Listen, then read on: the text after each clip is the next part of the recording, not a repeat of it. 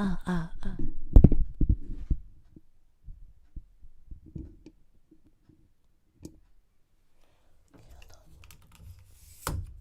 a second.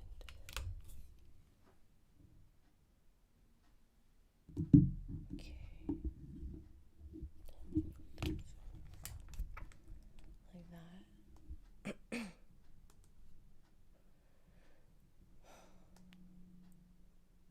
260, 251. What's going on?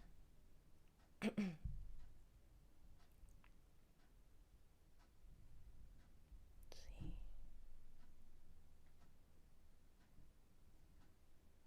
Oh. Oh, it's working. Oh, hi. Ooh. Not yet, not yet. Don't put your request in yet. Not yet. Not yet. God, just hold. Wait a minute. Just hold on a bit. Not yet. Just wait a bit. Just wait a minute. Wait a minute, everybody. I'm still setting up. I will not be reading your request right now. It's just wait a minute. So user sign in. Oh, yes.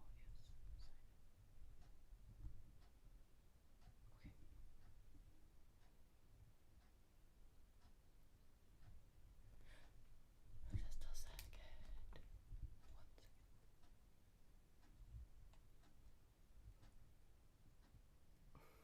1 hour later.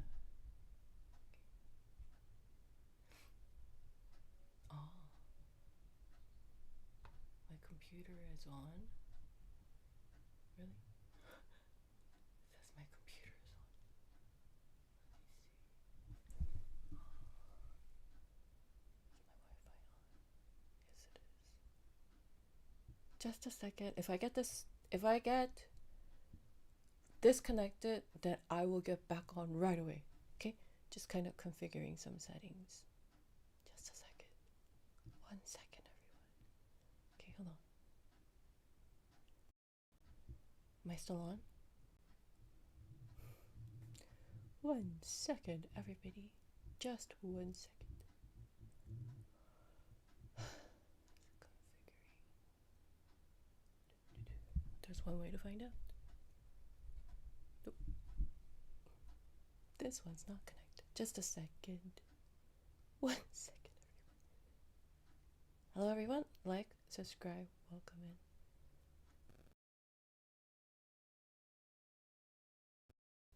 Welcome back. And I think we're good. I think we're connected.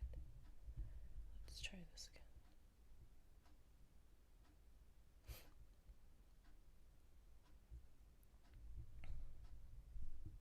Yep, we're connected.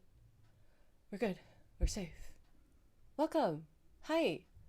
Can you wait on the request a little bit? I'm going to warm up first, and then we're going to go to the request. Welcome, everyone.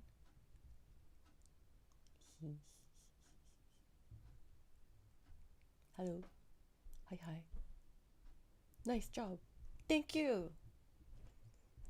I got the tools to get connected. Share. Okay. All right. And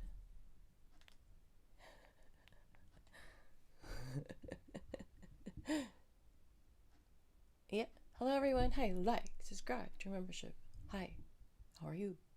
How's everyone? Hope everyone's doing well. I'm gonna warm up. Oh, hold on just a second. I forgot to turn on the purple lights. Oh, just a second.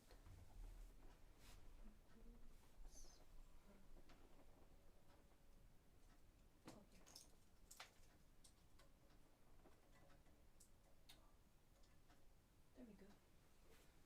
Today is a day for the purple lights. Hi.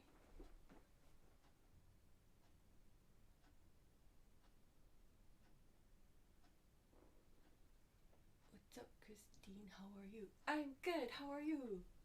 Welcome back.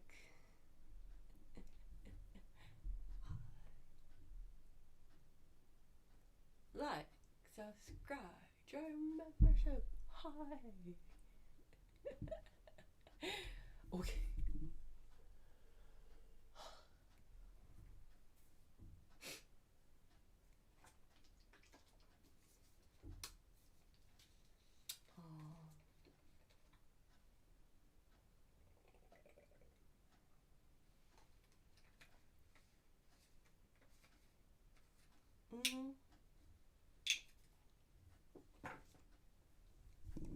Yeah, but later, and then there's actually a waiting list line kind of. Yeah. So but yes, when I say please give me a request, then give me a request. Thank you. I'll do them by batch.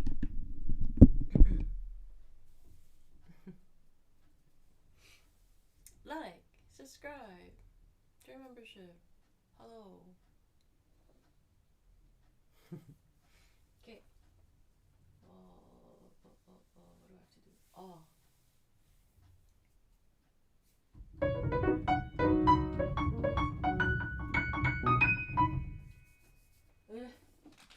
I have to practice this.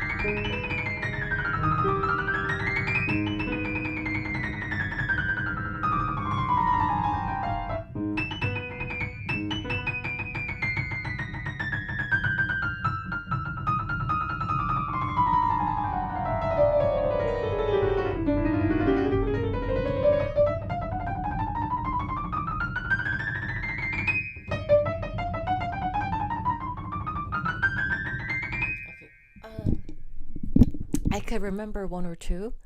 Lena, what's your request?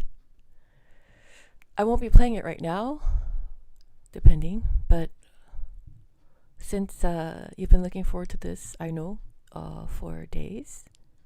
Yeah. What's yours? I think I have enough short-term memory to remember yours. I request. Oh, yes. Let me think.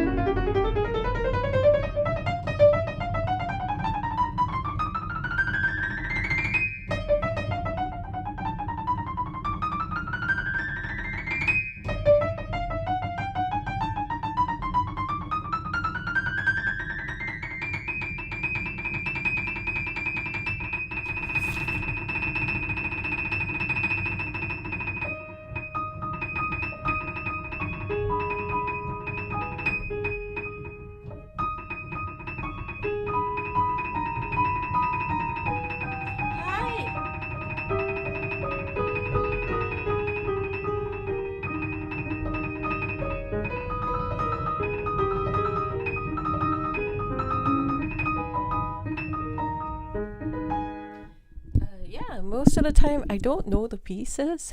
I've never played them before most of the time, but I sight read them. If you don't mind me sight reading your favorite piece, then or piece of choice, then yeah, I'll sight read it. Nocturne E minor. Are you assuming Chopin?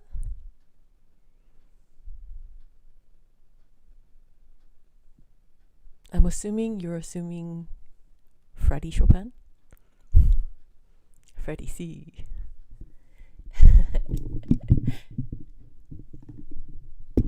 Okay.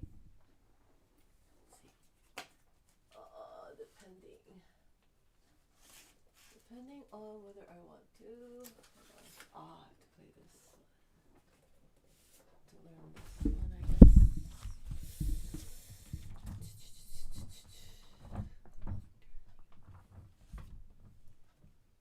Is there like only one nocturne in E minor?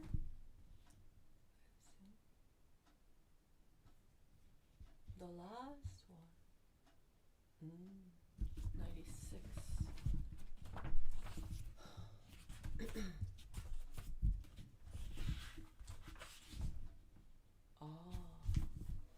The opus posthumous one.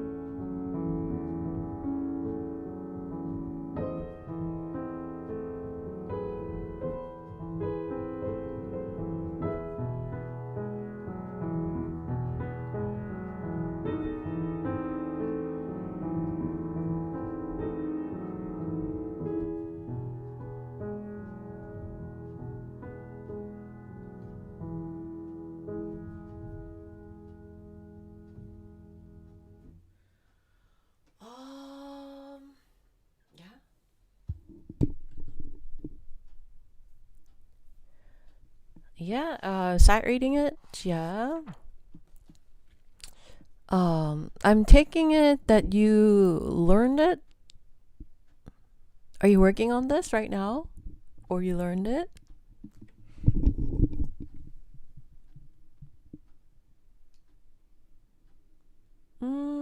I'm very fond of Kapustin. And the Kapustin etudes are very good.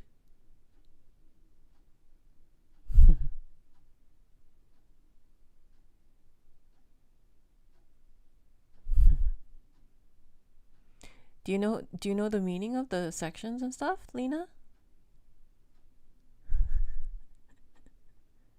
Have you figured out the scheme of the piece? So what I usually do is when I'm sight reading some piece, is I figure out the relationship between the sections while I'm sight reading. Do you know the relationship between the different sections?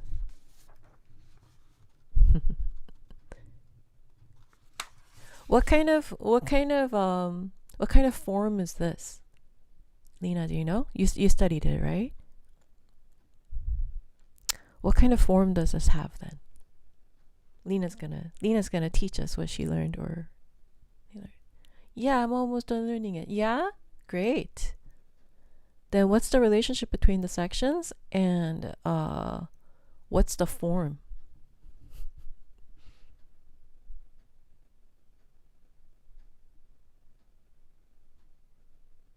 What is it based on? What's the pattern? It's a very interesting song. Yeah, we know. So, what's the form? And what's the relationship between the sections? And what is it based on?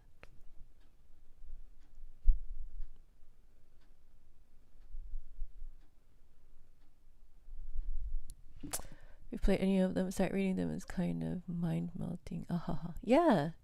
Yvonne, not the mermaid Yvonne, but Yvonne. Yeah. Do you know the form of the Kapustin etudes too? I have a question for you. Yeah, Lena, what is the structure of the piece? I already know the answer. But I'm giving you a chance for you to share with the stream. I don't know, I learned it by ear. I just got the sheet music. Ah, I see.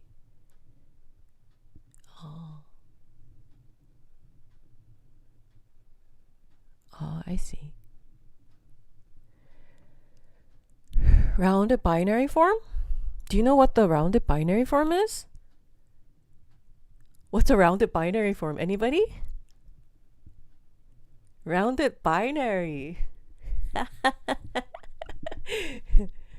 Okay. I see rounded binary. What's one word? What's one word that describes rounded binary?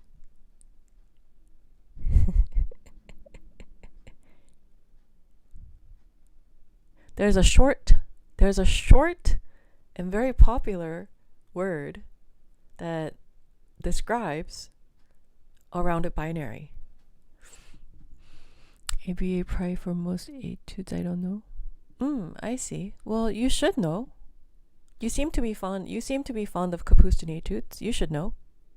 You know, if you're fond of something, you should be able to know the structure, the form, the relationship between the sections. You should know these things. Because, even like I think of me and the relationship between me and the pieces as dating. There's the getting to know phase, and then there's the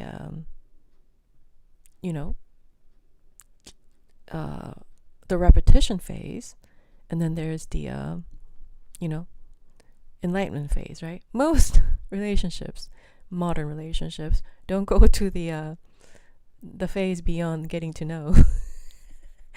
But I think of myself and the pieces as I'm courting them, dating them. So you should know. If you really like a piece, you should know what the form is, what the structure is, what the relationship between the sections are. You should know these things. ABA. ABA? Yes, ABA, but ternary form? This one? Okay. Any other terms? Correct me if I'm wrong.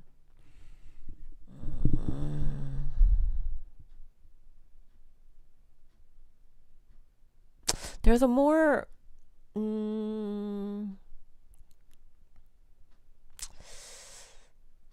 technical term than these.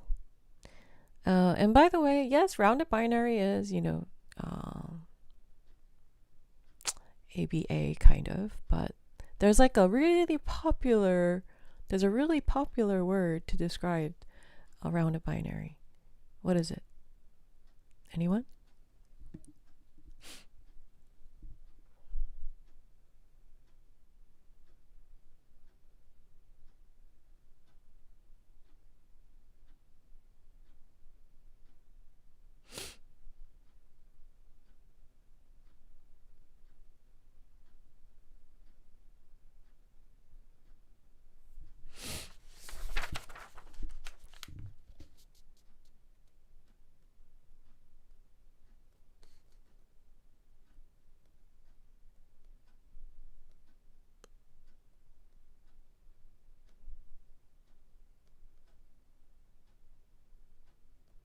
By the way, I don't view this as ternary. It's not ternary. I guess you could argue. Anybody could argue. But there's the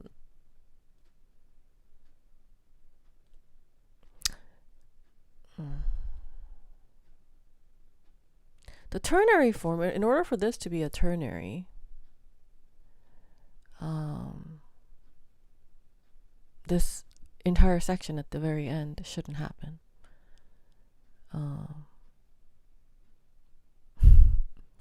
So it's not ternary. But I'll leave you that as homework. Try to find out what it is. And try to find out what rounded binary form really is. It's a very popular, there's a very popular word for it. I'm too much of an amateur for this. Yeah, well, if you like Kapustin, you might not be an amateur. I'll give you a hint.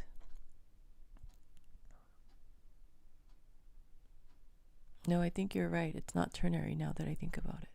Right? Yeah. There's like a whole section that denies, that throws the ternary out of the possible candidates for the form. It's a whole entire section that comes at the end, and that throws the ternary out. Yeah, well, it's a homework. I want you to figure it out. Oh no, Christine gave me homework. Okay, yeah. Is that what we call in pop music notation is repeat until fade out? No. Okay, so rounded binary. There's a car named after this form. It's a Hyundai. My dad worked for Hyundai. But anyway, Hyundai something.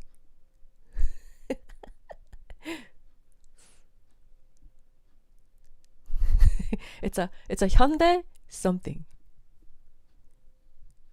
What's a Hyundai something? It's a very popular car name. It's been around forever. They should call it Hyundai rounded binary. Hyundai something aka rounded binary. there's a rounded binary rolling around. Do you guys not have Hyundai at your country?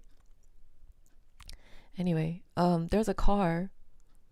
It's AKA rounded binary. Let's see. Oh, okay, cool. Cool. Honda Civic. Hyundai.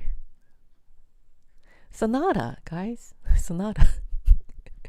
Rounded binary equals Sonata.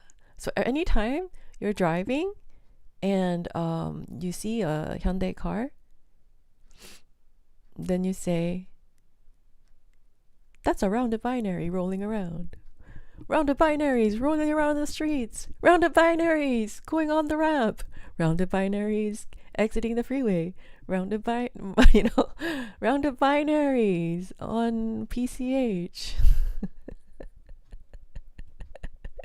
Rounded binaries is illegally parking backwards into the parking. Did you know most of these parking spaces, especially at my school, there's like a don't park rear first. you have to put go in forward. Don't park backwards. There's like a sign that says, so it's like if you see like a Hyundai Sonata rearing into the parking spot, you could say rounded binary. rounded binary illegally parking.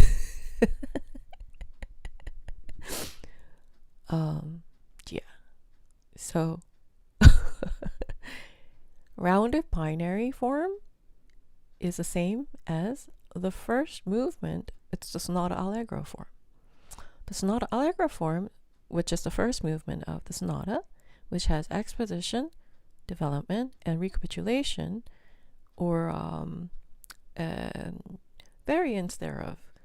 But usually it's exposition, development, and recapitulation. And this is the sonata allegro form, and it's also called the rounded binary. There's actually a rounded binary form that is also rondo sonata form.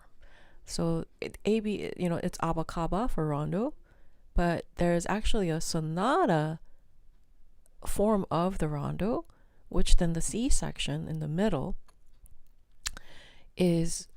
acts as a development section. So then you have rondo sonata form. So you could even say rondo. Yeah. Well, just putting it out there. I think getting to know a piece is like dating. You should have the first phase, then the second phase, then the third phase, and you should it should be a lot more binding. Obviously, when we're all used to the modern dating life, and nothing lasts, and no one's ready for a real commitment or relationships, and everyone kind of wearing a mask, lying to everybody else, then we're not talking about those kind of relationships, but we're talking about just like real relationships. So you should be courting your pieces in that aspect, in that order, and get to know your pieces. Just don't just say, oh, this piece is cool. What form is it? What's the structure? What's the relationship between the sections? Ask some serious questions. Then the piece becomes yours, right? Just like dating. If you really love a piece, if you really want to get to know a piece, then you go through these phases. Yeah. So insightful. Thank you. All right. Lemonade. Sonata. Yes. I actually really appreciate you, please, playing my piece. Thank you. Yeah, you have homework. think about what you said. Thanks for playing the piece for me. Cool. Happy Thursday, Christine. Hope you're doing good. Happy Thursday, Midge. What's your request? Yes.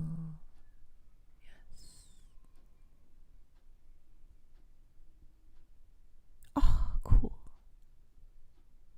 Nice. Very good. You played your solfeggietto. Very nice. Congratulations. Keep working hard. Yeah? Keep working hard. And the thing is, your level of interest is equivalent to the amount of good questions that you have. I told you, it's just like dating. The amount of good questions that you have for the piece is equivalent to the interest, the real interest that you have in the piece. Otherwise, if you're not interested in a piece but you keep talking about it, it's just a tool for you to get attention through it. Let's just face the truth, right? People use music as like the luxury bag, or whatever glitzy or thing to like just hold around. I know Kapustin. Oh, I know, whatever. I know, this. And people would be like, wow, it's like the wow factor, right? But if you don't know much about it, then your toting around is not genuine, right? Or your learning something is not genuine, right? It's just something for you to get attention from others, something for you to get recognition from others.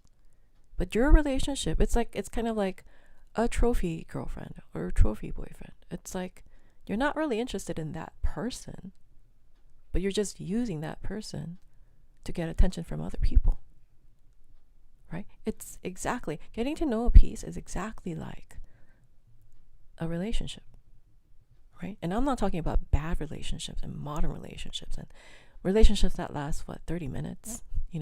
I'm not talking about those. I'm not talking about infatuations. I'm not talking about unrequited stuff. I'm not talking about any of these things. I'm talking about real love and the processes of going to real love, asking the right questions, getting to know, and binding yourself to it so that it becomes yours, right? That's like the process, right? So it's like, so I guess if you don't know real love, real relationships, then I guess you would never know how to really learn a piece. But yeah, it's the same.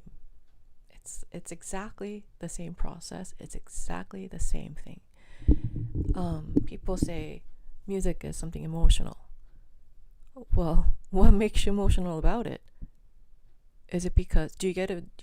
I used to have friends that have girlfriends. So they're my guy friends. They're not really close, but like just kind of guy friends, right? But then they'd have girlfriends, but he insisted on walking me to my class. And I was like, that's very nice of you. But then I soon found out why he wanted to walk me to my class. And it wasn't that he was interested in me. I mean, he really liked his girlfriend. So then we were just kind of walking, and then and then all the guys, his guy friends, while walking me to the class, were like, hey, who's that by your side? Hey, who's that girl? Hey, who's that? That's all he wanted, And most of the time, sometimes when you're learning a piece, that is it. That's where it stops. And what I'm saying is, the difference between a concert pianist and a pianist is that a pianist could fake it, could wear a mask, whatever. But a concert pianist would never fake anything. Concert pianist would always be real and always go through the real process. And even the genius concert pianists I mean, we go through the processes much faster than anybody, almost instantaneously. But we do go through the process. We understand the process. We understand the layers. We understand the, so.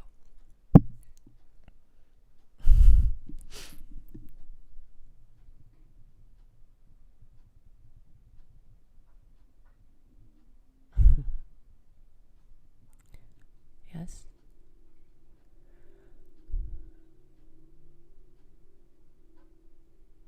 Yes, you should study it while learning it. Yes, exactly.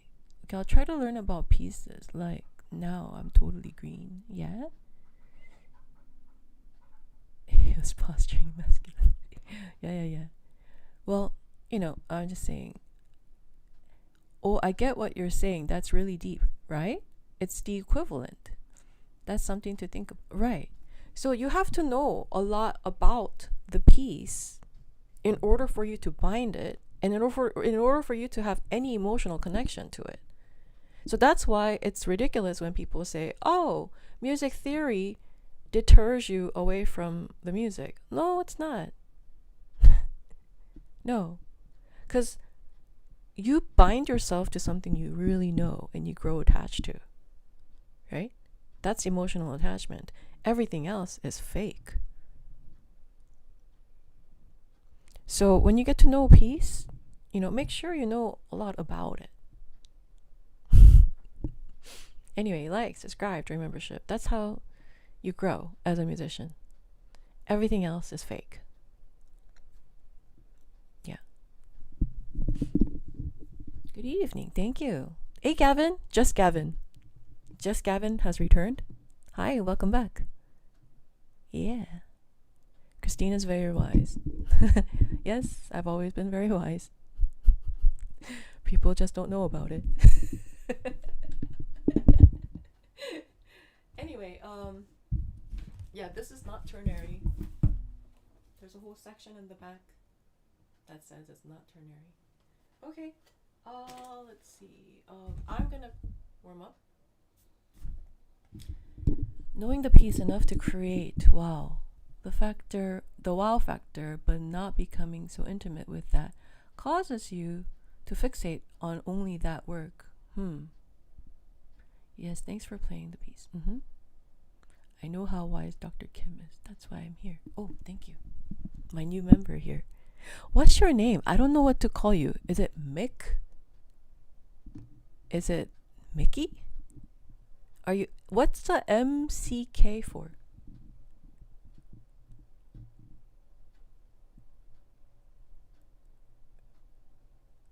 Mishk?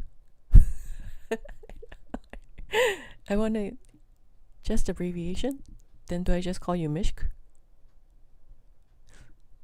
How about just Mishk?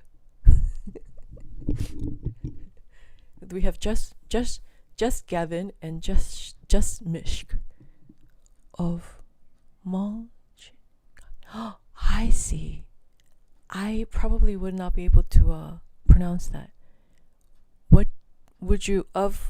What's your shorthand? Do you have like a nickname or anything that I should remember?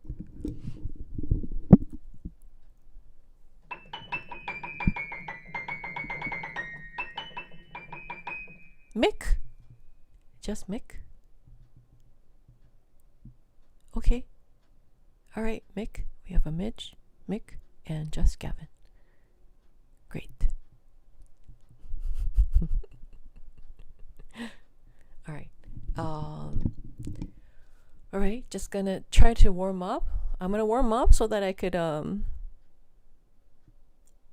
navigate through your pieces. I need my fingers to function so that I could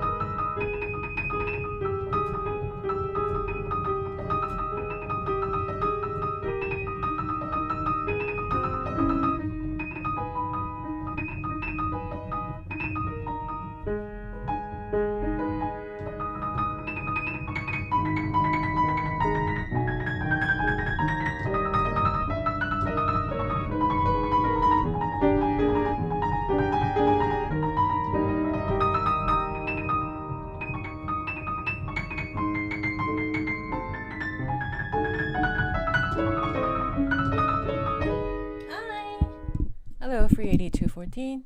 And then, oh, I learned something new every live stream with Christine. Great. Very nice. Yeah. Me too. Thank you. Suma.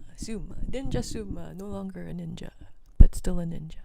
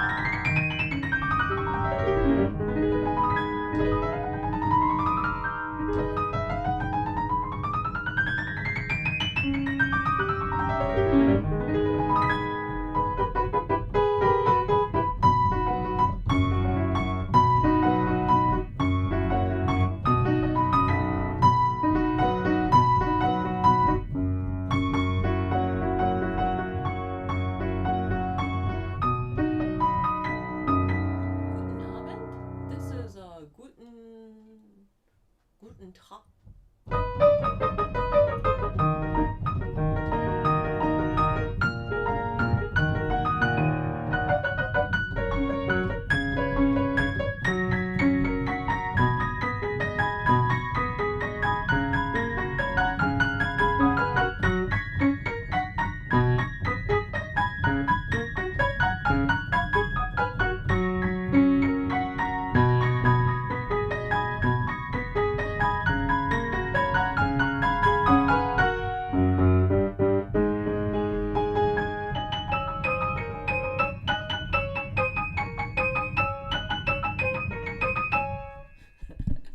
Did she say this was a warm-up? Yes, this is a warm-up.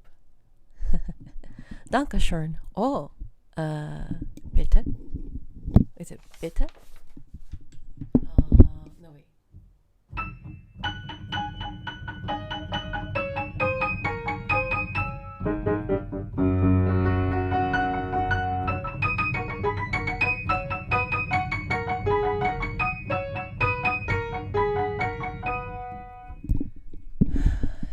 Today I learned that if I would like to invite Christine to a date, firstly, I need to know pieces I like.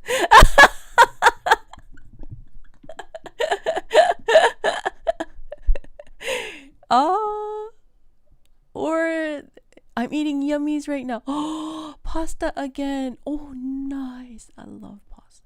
Bitte schön. Ja. Oh, bitte. Ah. Okay. So it is right. Okay, thank you. Dankeschön. we could just ping pong this. Dankeschön, bitteschön.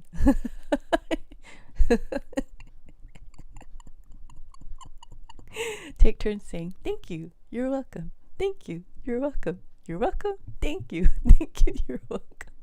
I love it. Thank you. Well, thank you for like, subscribe, join membership. Thank you so much.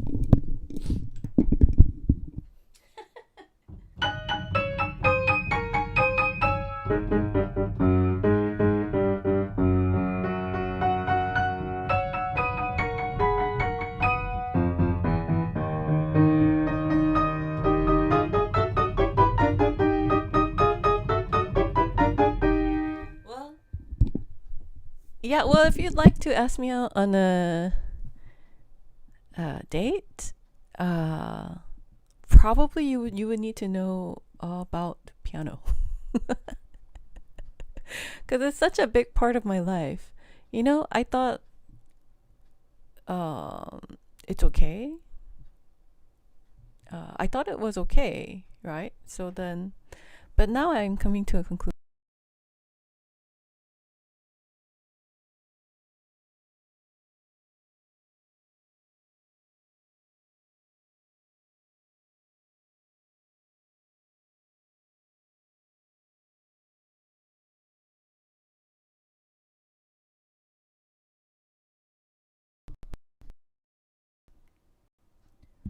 Wait a minute, just a second.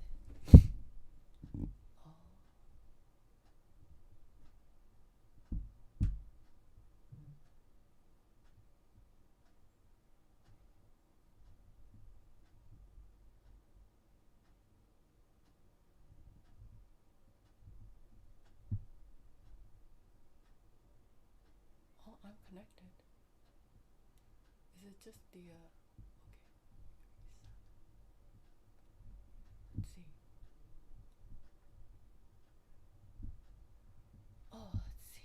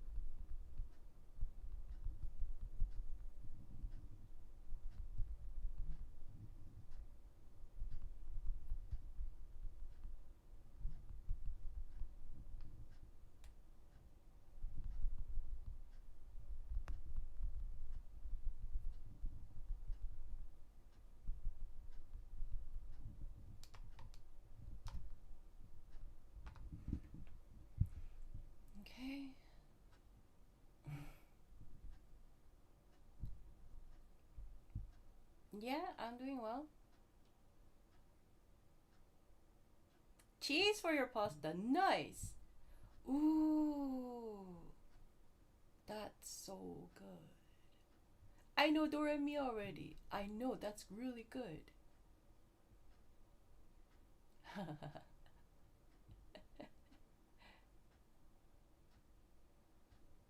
All right. Well, that's good. Well, I need to keep warming up.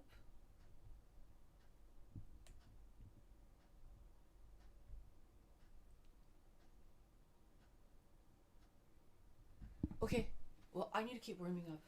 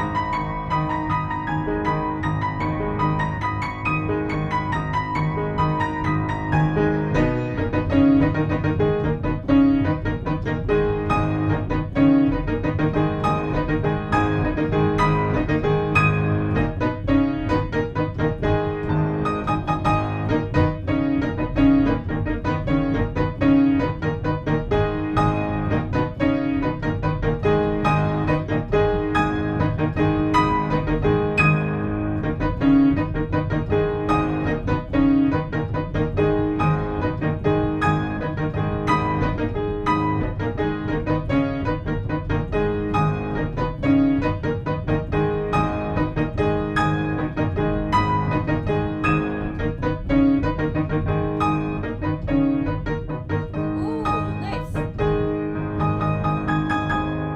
Nice, nice, nice. Oreo time at Midget's desk. Pasta and cheese sound delicious too, though. I know, right? Thank you, thank you. Thank you, thank you.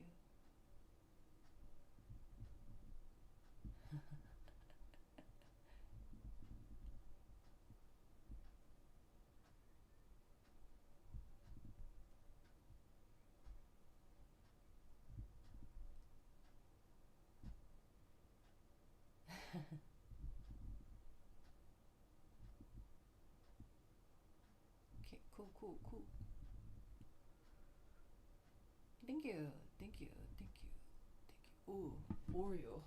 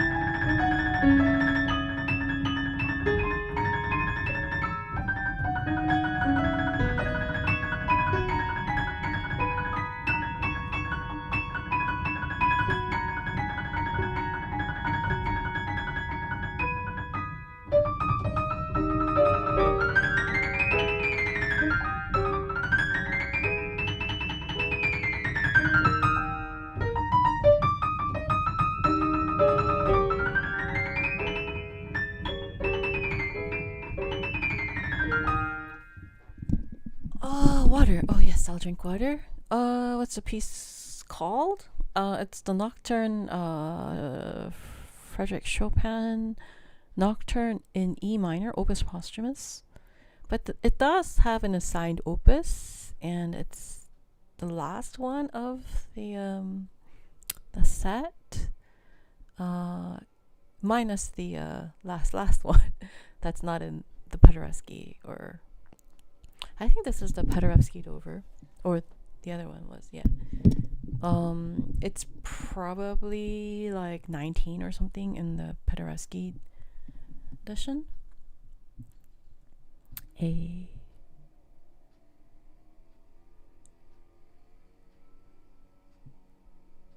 It's hot outside. Yeah, Dodgers won again. Nice.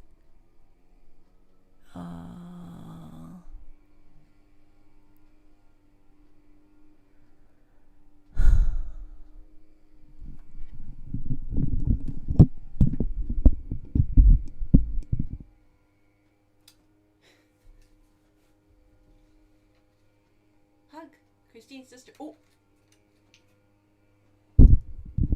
I was talking to my sister last night, and I told her that you said hug and that you said hi to my sister. And she said, "Hello, Sanchez." That's what she says.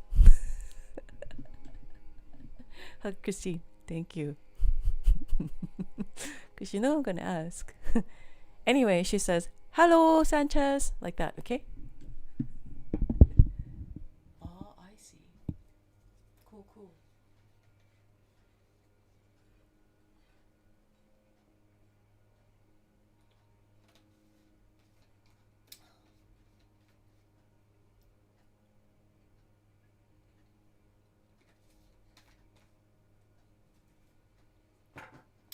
Let me just say.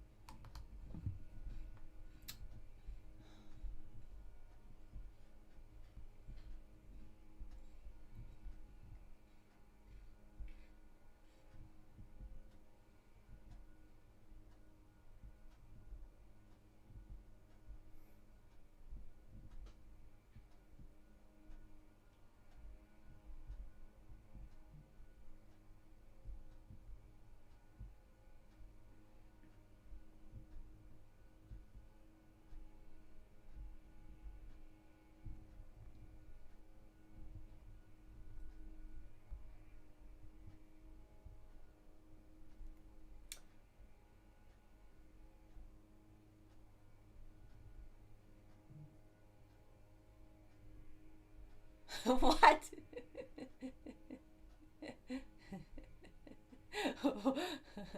Oh, today's your birthday? Ooh, happy birthday. Today? Your brother's birthday. Everybody? Oh. Cool, cool. Ah.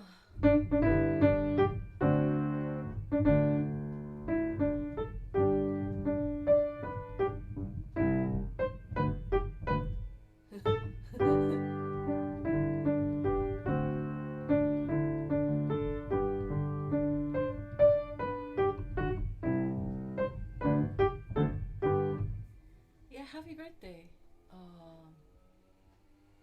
It's already Friday. Oh, I see. Cool.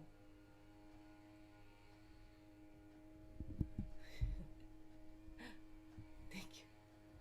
Thank you, thank you. Happy birthday. Happy birthday to those people who are birthdays. You were born in a hot weather. Hot weather. Hot. Yeah.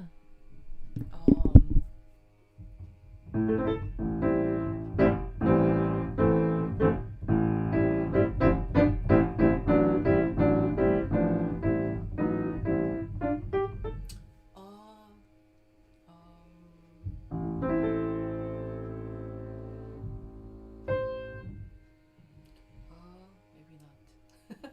Hold on.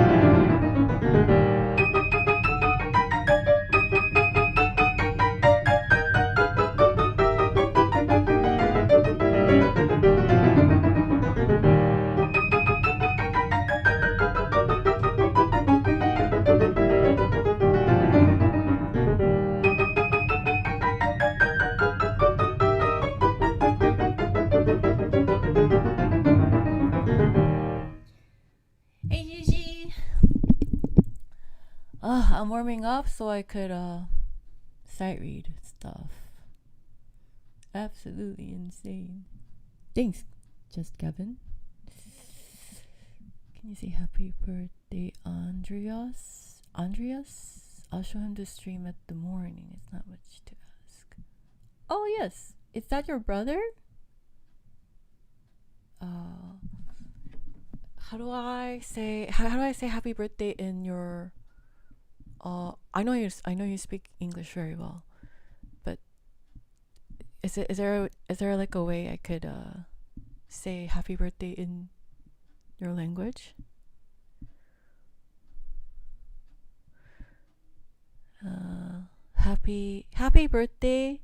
Happy birthday.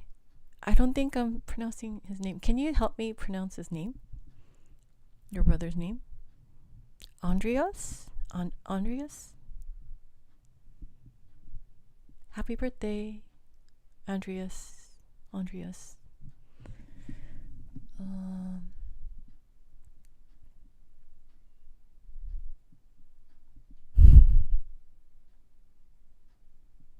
Thank you. Salutations. Hey, welcome back. How are you feeling today? It's my beloved brother. It would be too difficult, I guess. Oh, really? Is it too hard? Is it too hard in your own language? Okay, well, that's the best I could do then. Happy birthday, Andreas. Well, thank you. How are you feeling today, Gigi? Yeah, I'm recovering from too much yummies last night.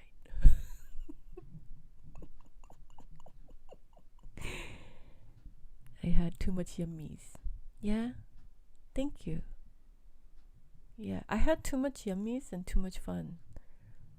You're awesome. Thank you. Well, you're awesome too. Thank you. She's laughing. Yeah, you laughing at me? Yeah, you laughing at me? Yeah. Too much fun. Too much yummies. Too much yummies. Too much fun. I had late night yummies. I had a late. In Disneyland, there's this place called Tiana's Palace or something like that, and they have these. So I was thinking, because I saw Cafe Orleans have some seats next to the, like, closer to the waters, and I was thinking, oh, I could watch Phantasmic fireworks from there. And then I realized that I wasn't really hungry, but I just wanted like snack, because I actually just came. I ate a lot, and then I drove, and then so I was just there for like to watch the shows and ride some rides, and then I was like, oh, I don't plan on eating a lot, so I went to Tiana's. But then while I was standing there, I was like, there's like nothing in between the beignets and the entrees that they have, right? So I was like, but I don't really want just snack. Even though I should just be having snack, I didn't want to have the beignets. So then I got the gumbo,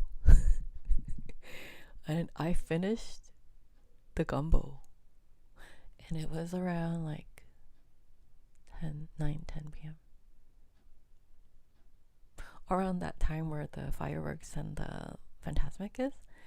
So then after that, I actually had some dessert. And then after that, I had some other stuff. So I came home past midnight, but it was from eating. Like, I ate like almost up until I came home. Yeah, just FYI. That's what's happening with me.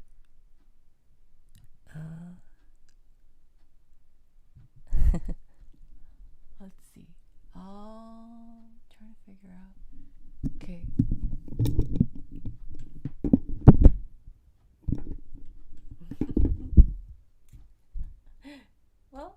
can. And I could say I like classical more than jazz. There, I said it. We're good. We're good here. Some people like metal more than classical or jazz. So, and we're all here. So that's good. Let me see what's going on.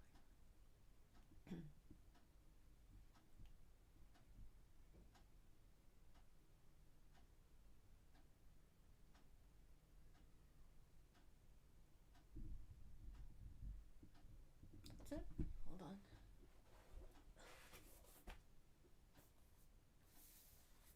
Oh. Hold on. Oh, thank you. Oh. Okay. All right. I could help you with that. Did you know? Did you know Poulenc wanted to be called Poulenc via the older French pronunciation instead of Poulenc? A lot of people, I guess, call him Poulenc, but he uses the older French pronunciation, and it's Poulenc, is what I heard from my professor. That's a start. Hold on, let me look it up.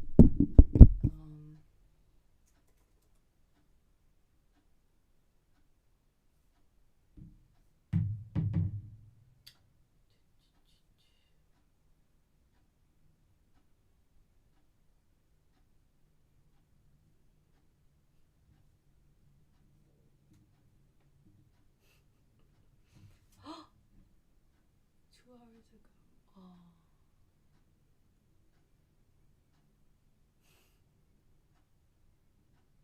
Hold on. Let's see.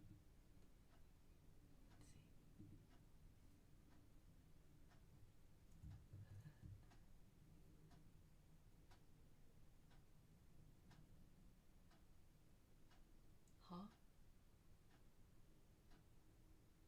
Oh, hold on.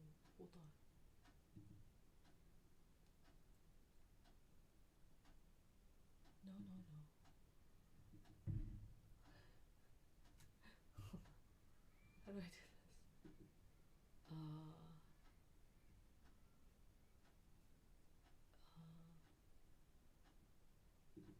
How do I do this?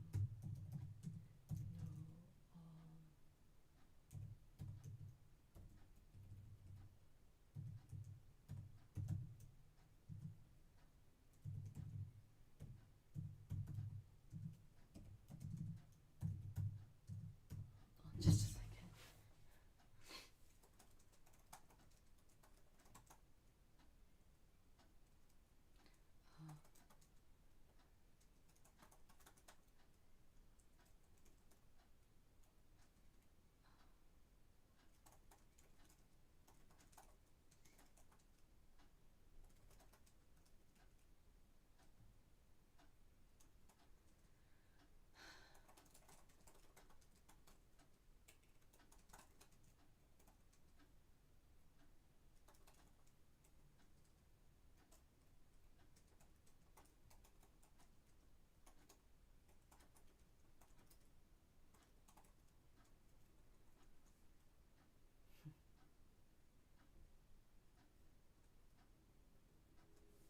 Okay, I'll see. Just a second.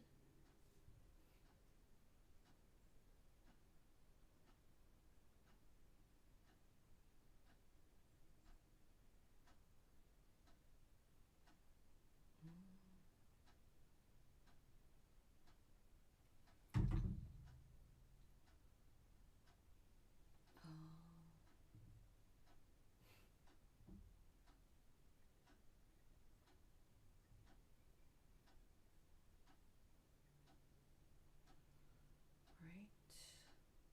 All right.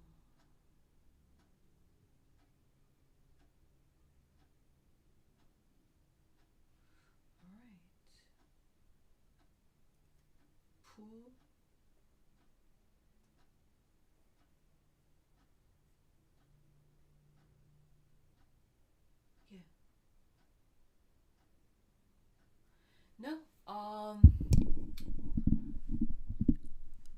So Poulenc is the modern pronunciation. Poulenc is the most modern, but it's Poulenc is the older pronunciation. I've actually double checked this with my professor, and he's a composer. Yeah, it's Poulenc. It's not Poulenc. Poulenc is what everybody calls him, I think. And so you probably should just call him Poulenc, like everybody else does. But the old pronunciation, he said, is the older way to pronounce in French is Poulenc instead of Poulenc. Poulenc is the modern. Poulenc is the not modern.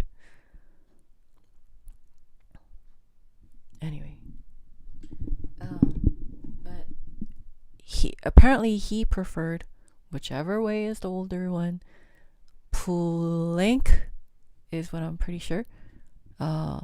He preferred the older, or not just preferred, but it's probably his family name. Everybody in his family did so too. He preferred the older pronunciation.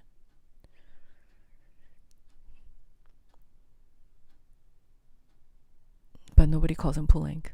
Everybody calls him Poulenc.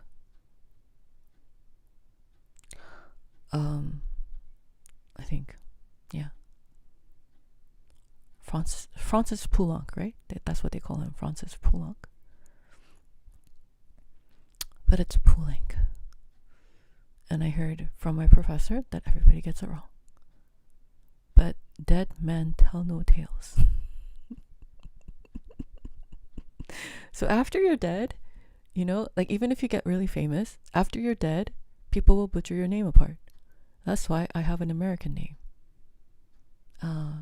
As opposed to, I used to use my middle name, which is my ethnicity is Korean. I am an American, but my ethnic background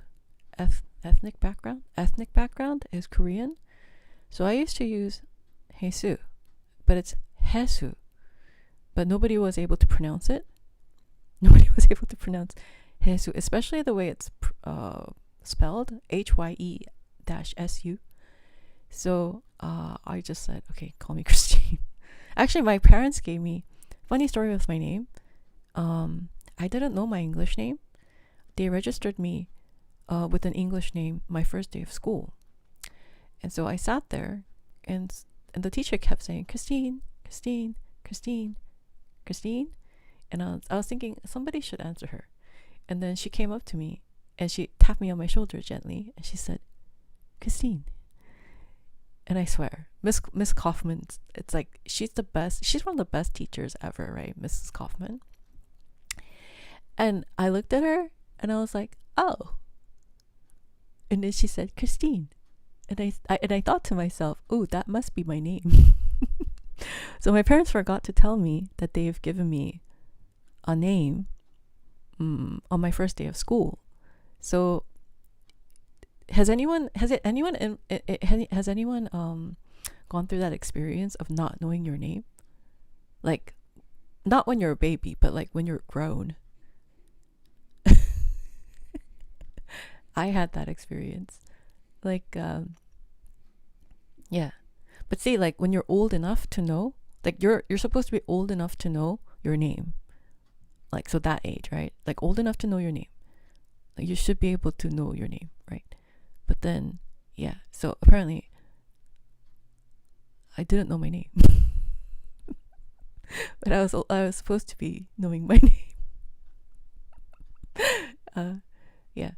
It's and then so there's a guy who's not transferred, but I think maybe he transferred, but he kept calling me stupid. Him and this guy named David Lee. David Lee, are you watching this? I wonder if he is. Anyway, David Lee. Man, I don't know what Peter's last name was.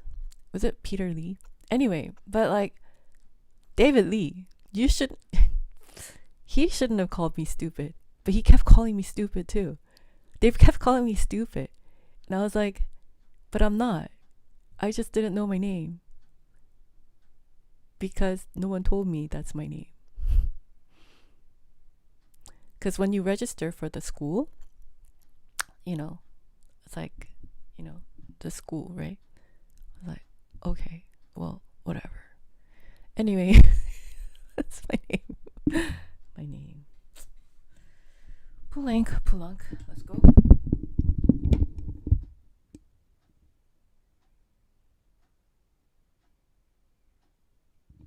Well, I mean, whichever,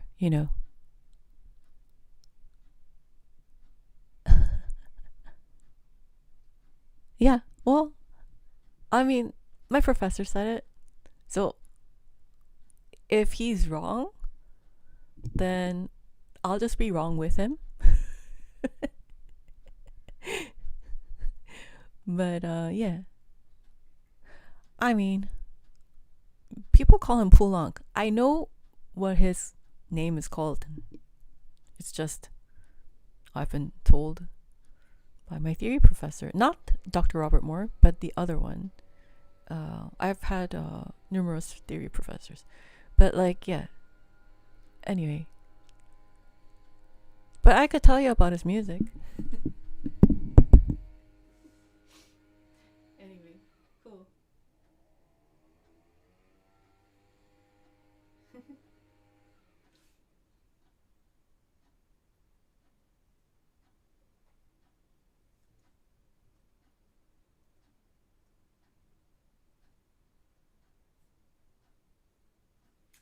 Okay, well, let's see.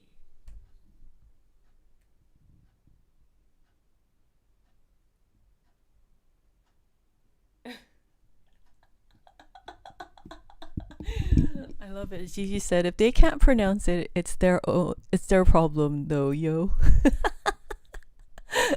I know. I should just educate everybody. It's Hye-Su. And then somebody in the back stage, I remember, even like, okay, so like backstage, I used to have, I don't know why, but like these guys, like we'd have sometimes, it'd be like I would play the piano and then somebody else would play like the cello or whatever. And it'd be like a combined concert. And then those guys, like they're supposed to perform too, but I'm trying to concentrate on like my performance. And then they'll just try to come up to me and be like, hey, what's your name? So, what do you do? Like, I play the piano. It's on the program. Like, and I'm like, I'm trying to like concentrate on like, it's like I'm up soon, and they're like, hey, so how old are you? What do you do? Where do you live? What's your name? One day, some guy said something really irreverent. I was like, it's Hye-Su. And then I just say, oh, just call me Hye-Su. Like, hey, Sue. Just call me Hye-Su. They're like, oh, like Jesus, like Jesus, like Jesus, without the extra S. And I was like, oh, yeah, sure. And then I remember like they were like trying to tease me on my name, and I was like, just call me Christine. But yeah, I don't know. It was pretty annoying. Anyway.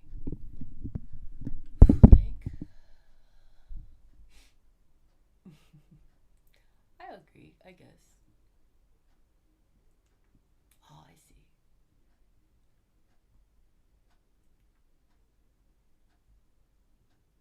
Cool. Yeah, sure.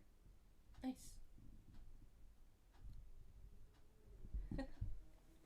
Okay, let's go ahead and I think I'm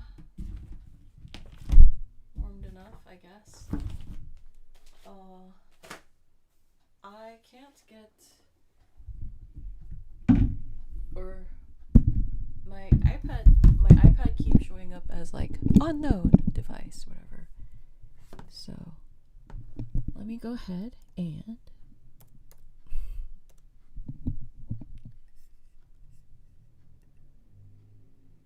log out. Don't log out. Okay. For is it called again?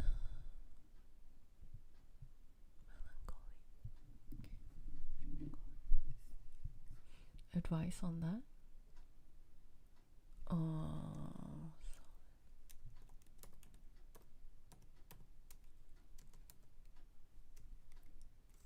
Okay. Okay. Alright. Didn't you ask me to play this before?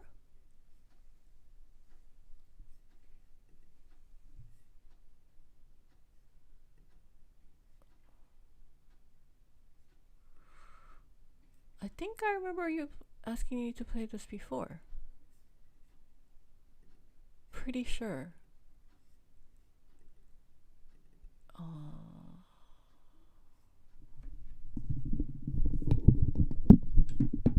So what is it that you needed help with? Ooh.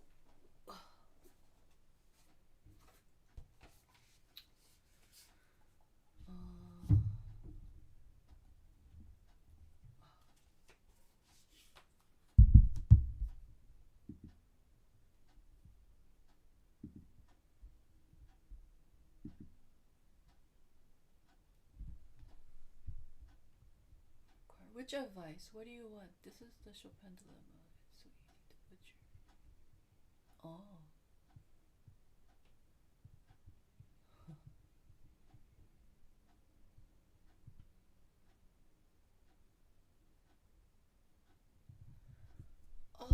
Gavin.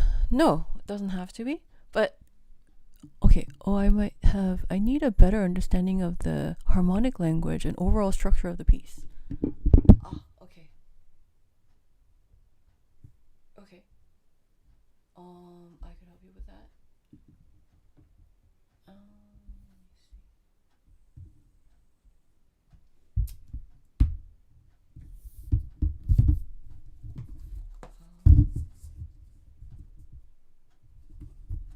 My new case isn't doing something that I need.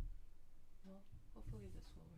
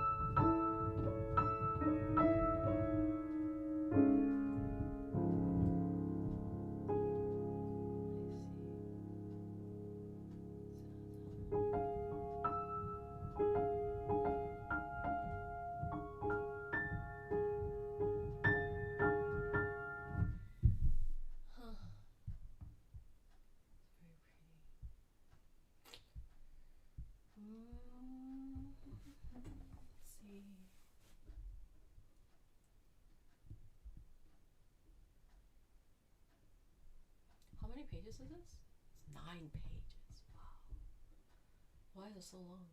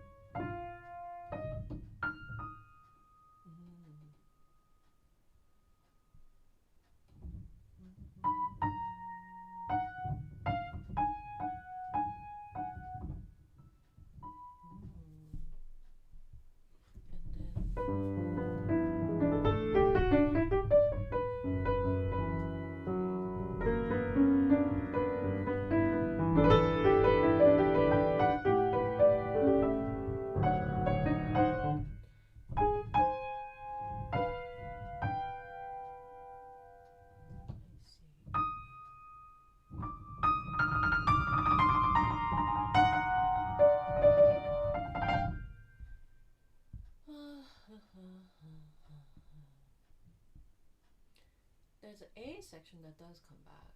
Let's see.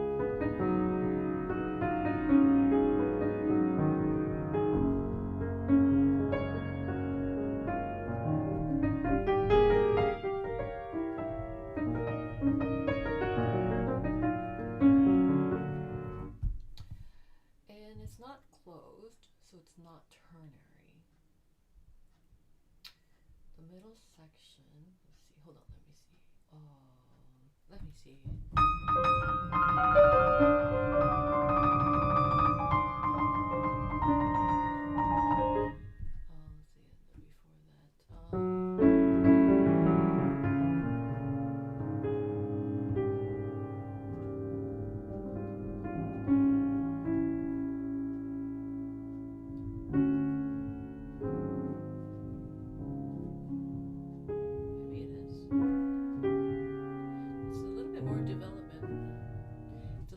Developmental because it's developmental.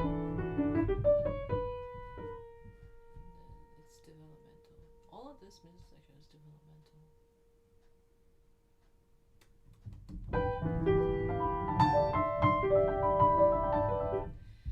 I would say it's very close to the sonata allegro form, just because there's a lot of developmental.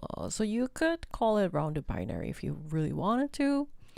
But all I could say is there's a theme, okay? And there's a first section that has a theme on repeat. And then soon after it goes into this developmental section, but the development section is really long. And it does the theme in various different ways. And then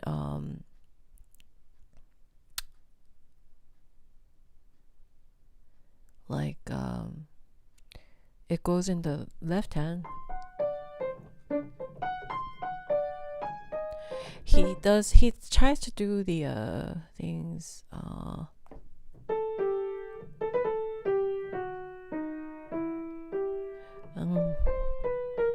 so it's kind of develops the theme in the middle, and then at the very end he does the return. There's a big return of the theme, and it says tempo 1, and that's where the theme comes back. Now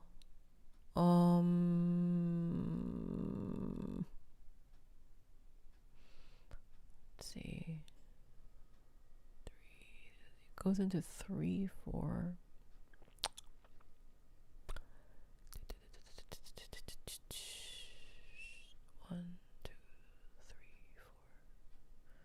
Yeah, there's a 3/4 section,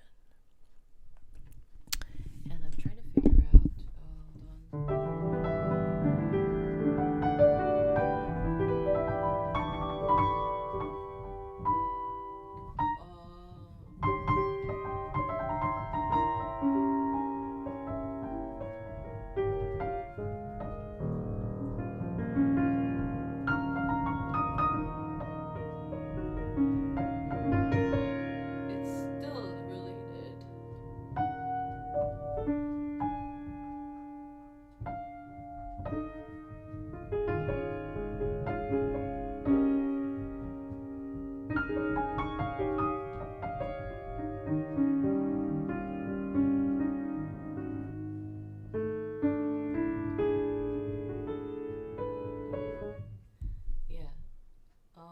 He's trying to do something different.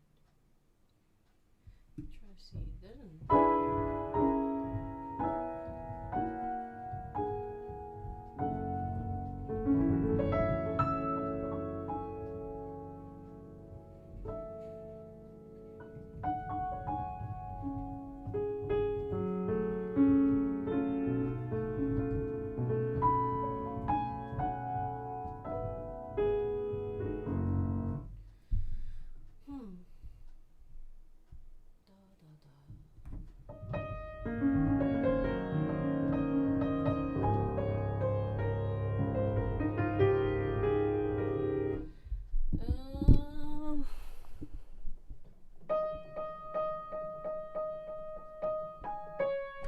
If you think about it that way, then, well,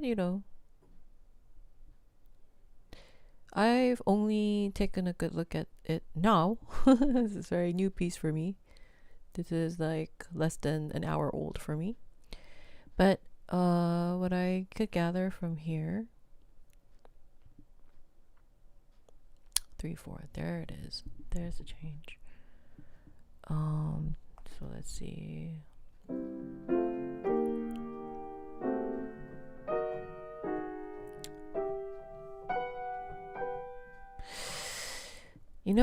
The section in the middle was very different.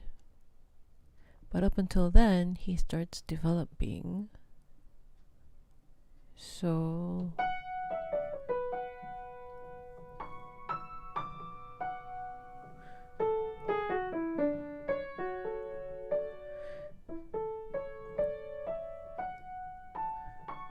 and then in the development of it, he comes upon a linear.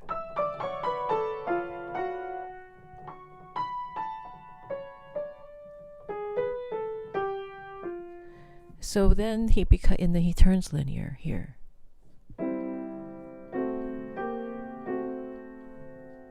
And then he goes here. And then all of this is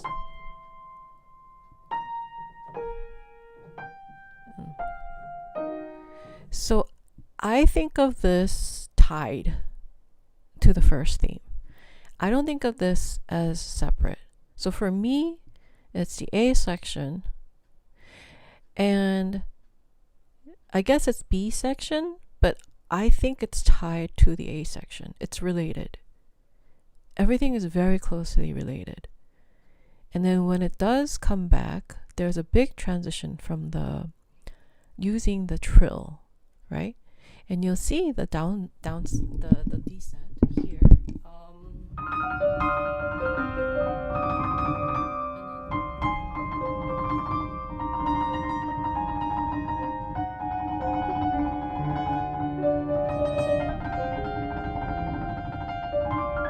then here.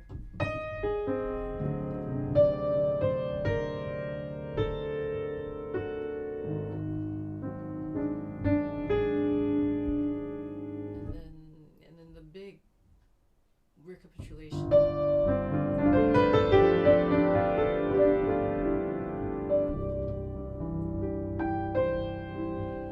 And the way it's done, the why I think this is a rounded binary instead of a ternary is because when the tempo 1 comes back, there's a really big relief of like, we're home. So even though I don't know this piece, and I've only taken just snippets here and there, I just kind of scanned it. From what I could gather is, this is a really good piece if you really know it well. There's some pieces where you don't need to know it well for it to be sounding really good. Well, bad news, since you're working on this, bad news is this won't sound good if you don't know it very well. I guess that's why you're asking me, because you know that already. You figured that one out, yeah? Yeah, so it won't sound good if you just know it in the surface. It only sounds good if you figure it out completely, like from the inside out. It would only sound good if you really know every single note, what it stands for, what it represents, and how it's tied. So I'll just tell you something. From beginning to the end, there is what we call motivic development. There is a motive that he sets, and it's an idea. It's actually a main idea, and it's not something that's unique to Pulang or Pulang, whichever. Tomato. Let's go and but what he sets is he has a main core idea, and then he bases his opening theme based on the main idea. His main theme is not the main idea. His main idea is actually bigger in scale, grander in scale. But what he does is he opens with the main theme that's based upon the main idea. And then as you go along the piece, he actually develops the main idea, the core idea, in the middle of it all. And then he brings it back in a recap, tempo 1, much later. And when that theme that's based upon the main idea, the main theme, comes back as a recap, then everybody's like, I recognize it. I know it. Right? So that's actually the effect of this music. So what he did was, let's just call him, what's his name, first name? Francis? Yeah, let's just call him Francis. So what Sir Francis did was what he had in mind. So every composer, there's rules of composition, but you don't have to abide by them strictly in certain cases. And in this case, he used both the romantic idea, the romantic era, kind of Lisztian, really, to be honest. He used perhaps maybe the symphonic poem, like the like Liszt, like the effect of sounds. Yeah, of course Liszt knew the functionality of the sounds, but the coloristic part of the sounds that Liszt really explored. And so Francis was not one of those composers where he really liked to push forward. The most forward composer, French composer, is Debussy, Claude Debussy. And Ravel was very he liked the older things, and so did Francis here.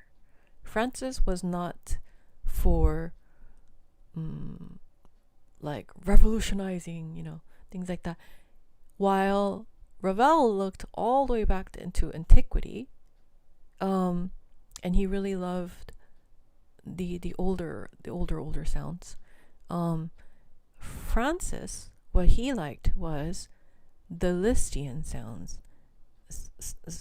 Franz Liszt.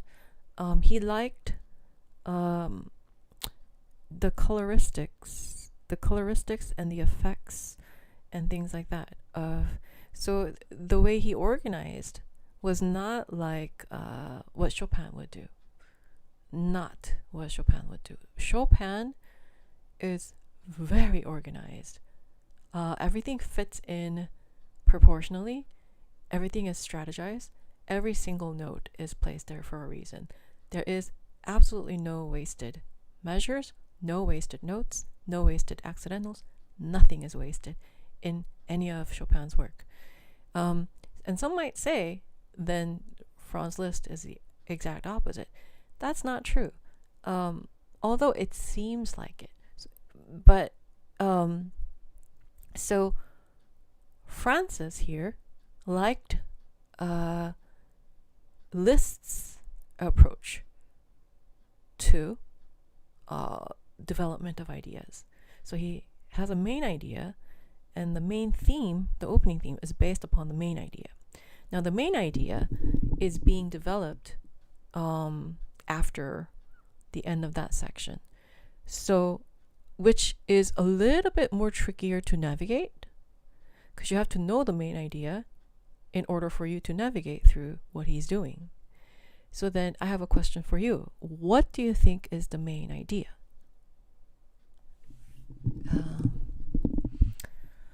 Also, that very last chord, it's marked PP. I never have played anything on that dynamic range. How would one bring out the chord quality when the boundary of what is asked by... Oh, yes, that's a very quick question, and I will answer that.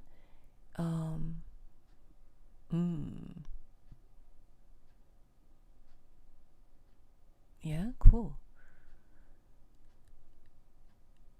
I'm so intrigued by this work that I'm calling for any and all knowledge to give this work justice when I do perform it. Ah, I see. So you do love this piece. Very good.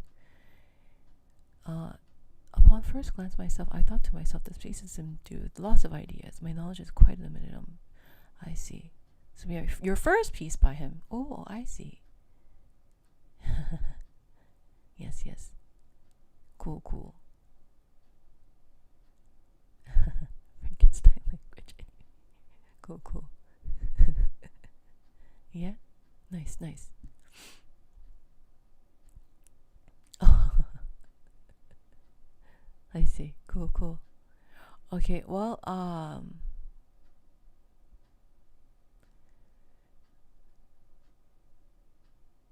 okay, so, yeah, so, well, the main idea being presented in bar 1 returns on numerous occasions in different keys. Bar 1. Yes.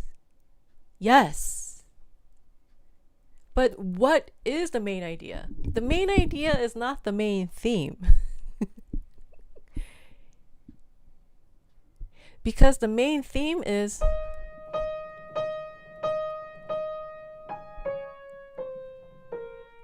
in the main idea. Well, actually, it does come in. But it's this whole idea of linear movement.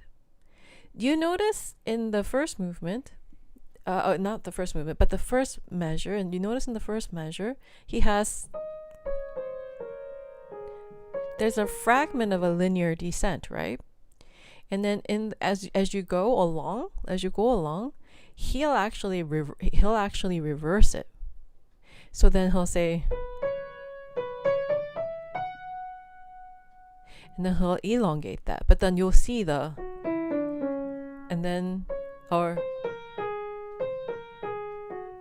you'll see those ideas all over the place. And then you'll see that, and then in the left hand you'll have these linear figurations all over, while the main theme is being presented. But it isn't like the main theme. It isn't the main idea. It's actually just like a little, it seems to be like a little embellishment type of thing. But yes, it is at the first measure. But his main idea, however, it is the linear line. So then when he gets into after just kind of hiding it, the right hand doing this, left hand doing this, it's going down, it's going up, this 5-note figurations, right? This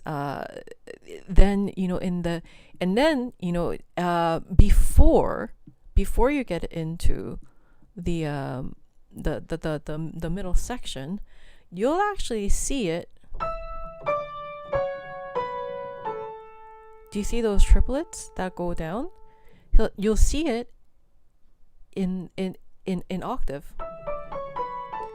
He's presenting it before he's saying, well, that is the main idea. The 5-note descent, the 5-note going up, the 5-note going down. He's saying, well, this is the main idea. I know you were mesmerized by my beautiful melody line, and you were getting used to it because it's somewhere lurking, in the inner notes, somewhere lurking. But then he actually brings it out to the forefront before the middle section actually starts. Then when the middle section actually contains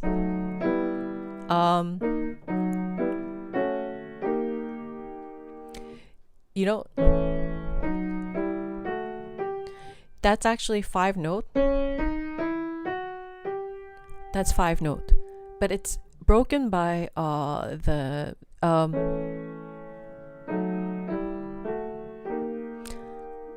and you can't really tell that,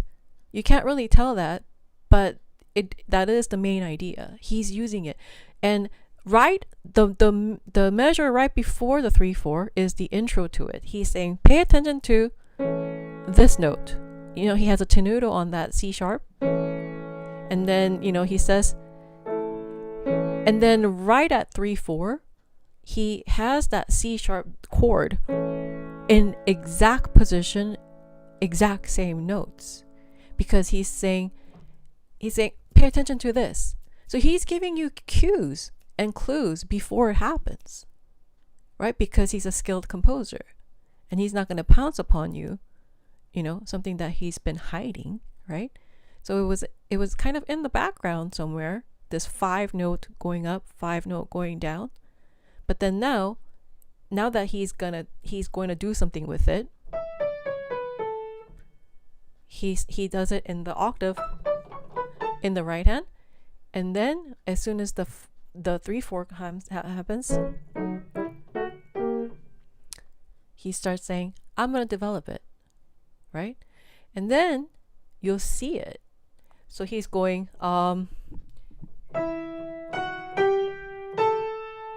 and that's that, and then and then you have going down. Oh no, sorry. You'll have those going down, and then again you'll have and then these ideas go down.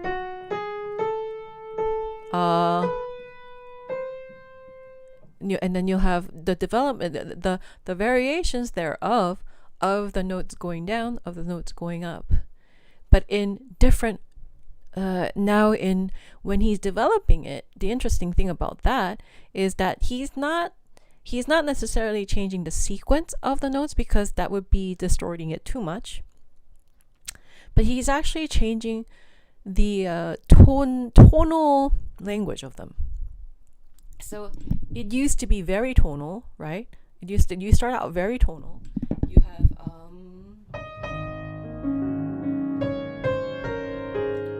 it's very tonal,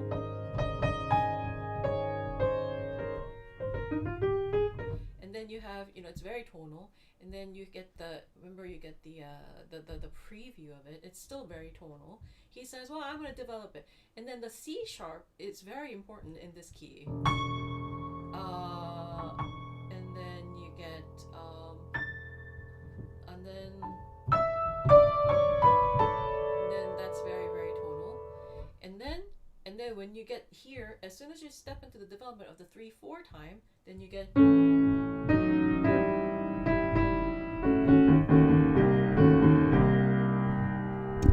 kind of like a Prokofiev sound, right?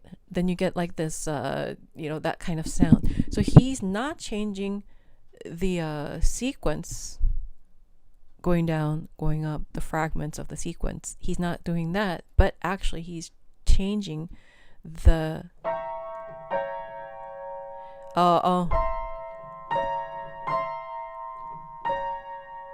so that it doesn't sound as comfortable.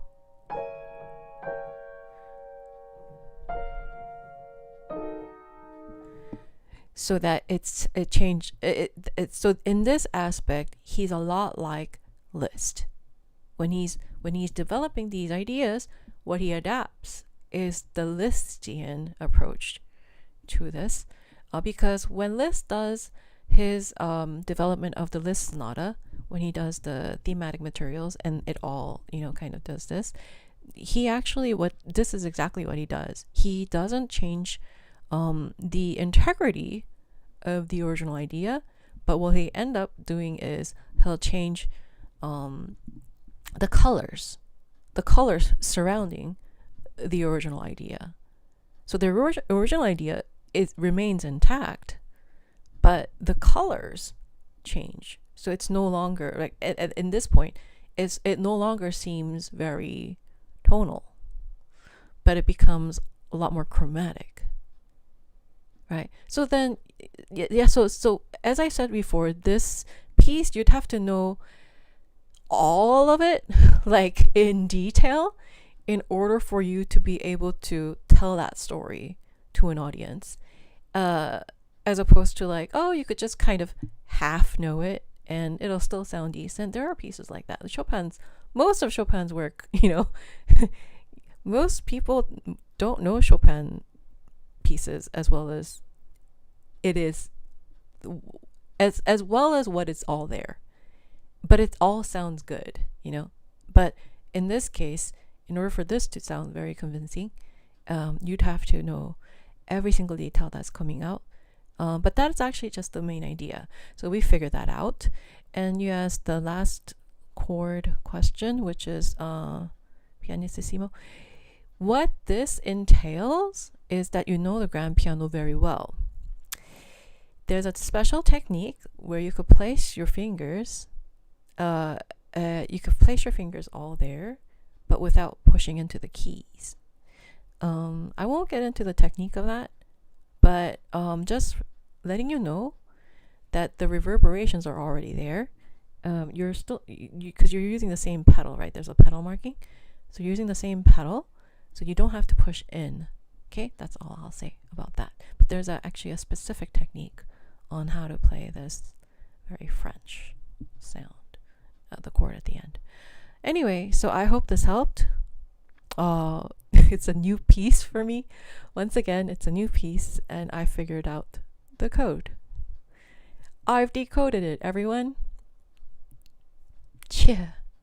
Well, for those of you who are new, welcome. Hi, I'm a professional concert pianist, trained by the world's best. I was their top student. I'm a real professional concert pianist. Yes. And for more information, it's down below. Welcome, like, subscribe, join membership. This is a request time. I'm going to actually play requests that I received from our mermaid, and then we're going to proceed on.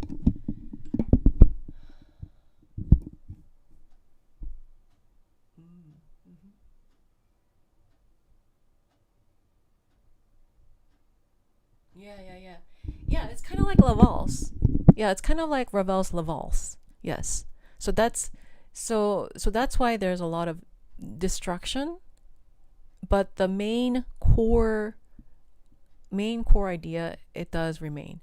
But there's a lot of, and Prokofiev's war, he does use the Prokofievian the war, whatever, but in terms of thematic development, the technique that he uses is Lisztian. Anyway, main idea marked. I see it now, right? My mind is actually blown away. 5-note linear movement is presented all around, right? Once you see it, you can't unsee it. And that's another thing, is that's, this is exactly why proper score analysis is absolutely necessary. Because you could see, you could love the piece and, really, really love the piece, but this organizational thing, it becomes a skeleton. And then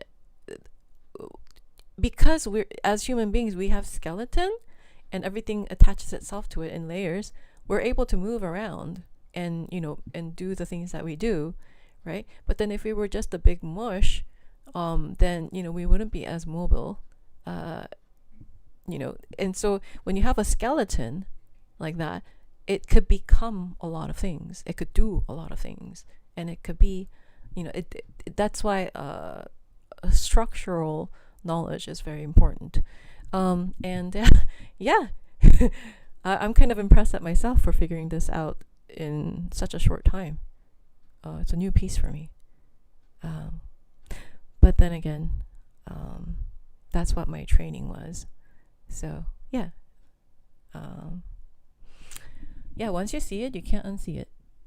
All right, well, glad it helped. Oh, yes, I see it. Oh, I never realized that. Yeah. Yes. Great. All right. Well, glad to have helped. I'm even more excited to break down this work, as one should do with every piece, to fully understand the gravity of what you're playing. Yeah, great. See, now you're even more excited. That's another thing, is the more you know it, right? Because now you know the structure. Now you know what to work on. Now you know what to bring out, and now you know what to expect. It gets you a lot more excited and a lot more motivated to work on it, because you know what to do. Yeah. And you're not clueless, thinking, oh, this sounds good, but there must be more to it, right? Well, the reason why, and this approach is exactly dissecting Francis's brain when he was constructing it.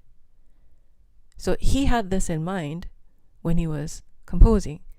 So figuring him out, his motive, the composer's motive, figuring his structure out is crucial to recreating this piece authentically, right? Because the composer is the creator of this piece.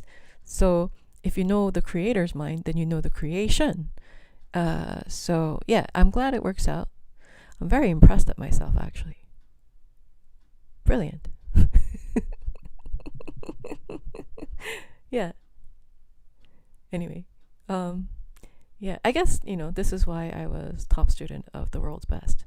But I still get really impressed at myself. I'm like, huh? Christine, how'd you know that? Oh, Christine, how'd you figure that out? Yeah.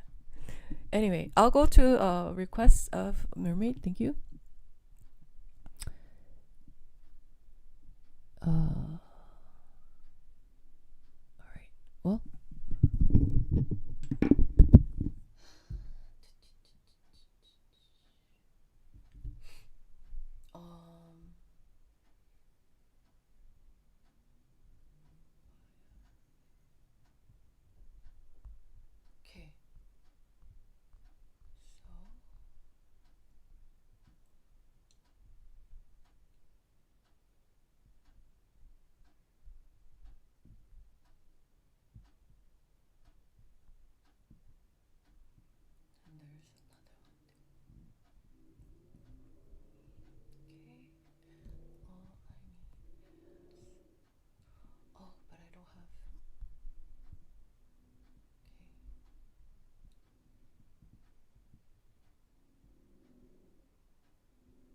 you feel about jazz? Oh, honestly, I feel like it's an extension of classical music. uh, it's just a different extension of classical music, is what I think. But then again, that's how I feel about most musical genres that are just most musical genres. I feel like it's a branch off of classical music, unless it is really not, you know. But I feel like jazz is like a branch off of classical music based upon some of the ideas that were explored in the antiquities, and then I feel like jazz is equivalent to a lot of the medieval stuff that was going around in medieval days. And then I feel like pop music is what happened pre-medieval days. And then I feel like musical and film music are what happened during maybe Shakespeare days. That's what I feel like about most music. I feel like because that's actually the structure of it. So the structure of jazz is actually the structure of stuff during medieval, Renaissance, Baroque type of era. You know, the whole basso continuo with, you know, melisma, melismatic, melisma, and then and so, you know, I've said this in my members only live stream, but I know for a fact, because I know the entire music of the timeline of music, that classical music is the most advanced form of music. We're not talking about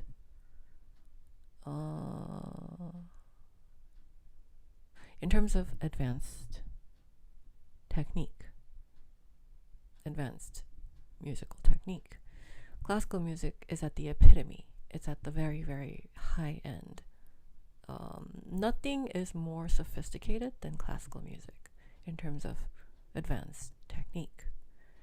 And then all the other music are actually reusing the beginnings of the development of classical music, or at the beginning stages of the classical music. So in a way, I don't think, because of the timeline, you'd think, oh, you know, classical music happened, and then hundreds of years later, you know, jazz happened, or like hundreds of years later, pop music happened, hundreds of years later, rock happened, hundreds of years later, this happened. But that's actually not it, because if you look at the nature of, you know, if you look at the nature of rock, then you could actually associate that with the troubadours. So if you have to look at not just like the modern technology or the year, the number, the year number, but you have to associate the nature of the music, the structure of the music, whatever it is, and you have to, and when you look at it, it's like, oh yeah, you know, at the beginning of classical music, there were these troubadours, trouvères, or you know, and then there were chansons, and then there were madrigals, you know, and then there are these, and then, you know, there are these basso continuo. So like, if you see the nature of that, then you'll know that it matches. Like, whatever they were doing, these people are doing. Whatever they were doing, these people are doing. So it's at the very beginning of the classical music development that these genres are exploring right now. That's just the fact. So would I say that we've regressed? Not really, because classical music still does exist. So we're all just coexisting, but it's just the music is representing different timelines. So in terms of timelines, classical music is the most modern form of music because it's the most developed form. It's the most evolved, developed, enlightened, shed form of music. And then the other music genres are actually reusing the ideas that were at the very beginning of classical music. Whether it be troubadours, madrigals, whether it be basso continuo, things like that. And that's just what I think. But I think these are facts. So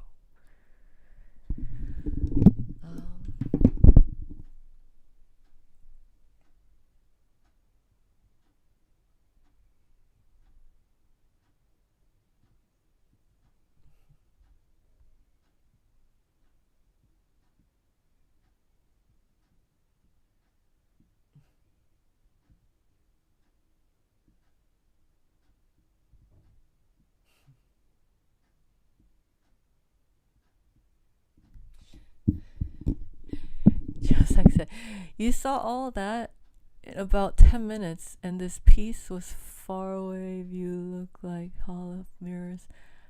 I have a sure way of where to go now. Thank you so much. I will credit you. No stolen ideas. Thank you. Thank you so much. Thank you so much for crediting me. Thank you. Thank you. Thank you. Thank you so much. Yes. Thank you so much. Thank you so much. Thank you. Great. All right.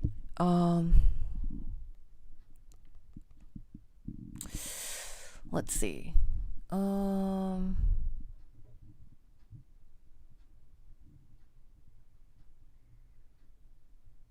Okay. So there's this is score. Okay. As tears go by. Okay. Ooh. Official.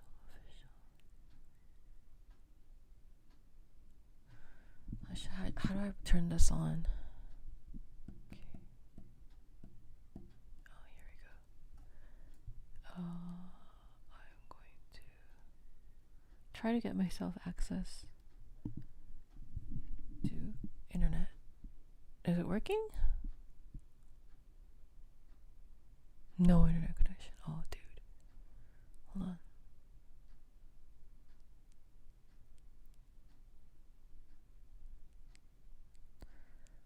Oh, here it is. It popped up. Unblock device. Yes. Okay. Yay. But now I could block the other device so it doesn't eat up. 24 hours. Okay. Great. All right.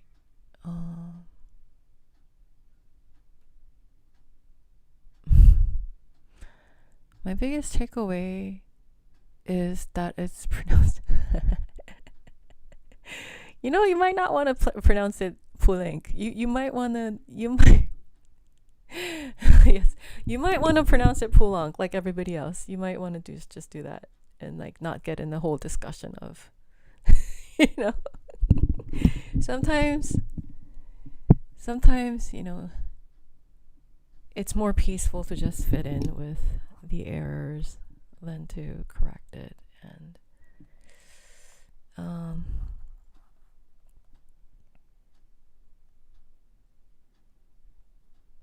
all right, now we have access. Great. This one is I thought I saw a really good version of this. Hold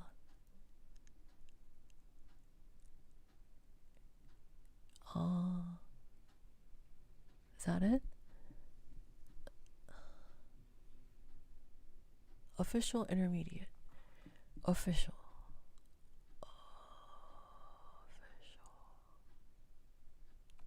I'll do this Restore. Finish restoring. Okay, thank you.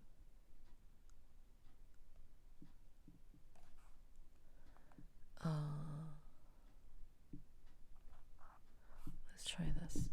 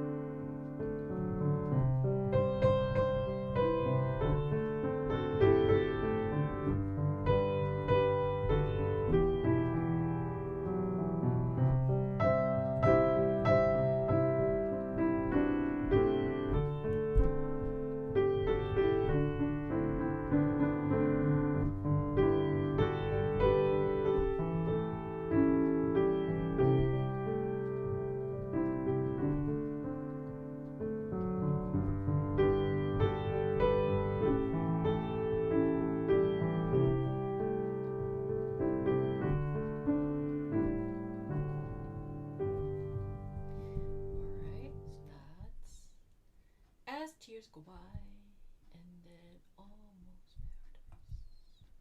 Okay,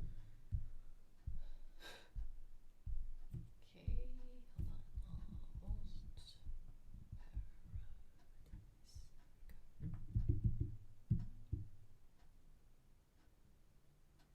Oh, is that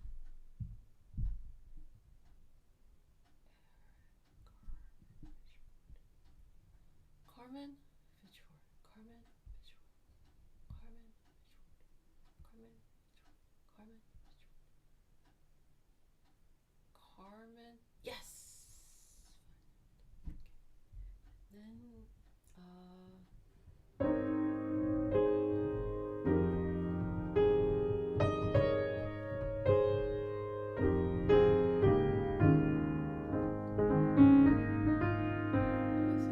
very slow. Oh, moderately slow. Sorry.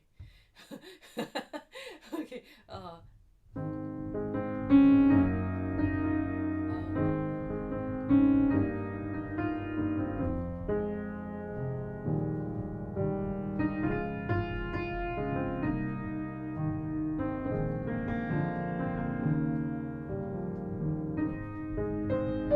Sorry, I'll do it again. Four flats. Okay.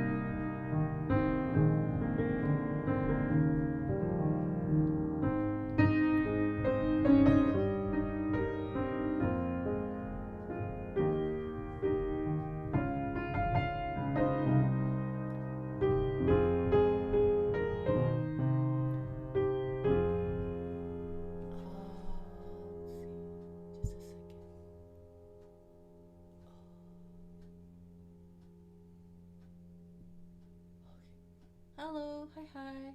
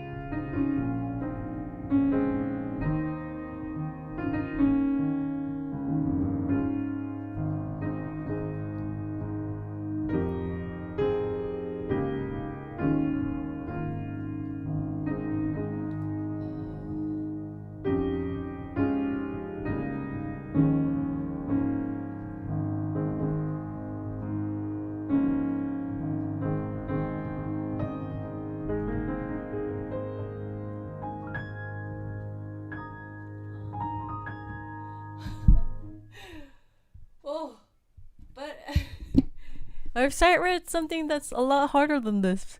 How come? Is it actually hard to sight read? This.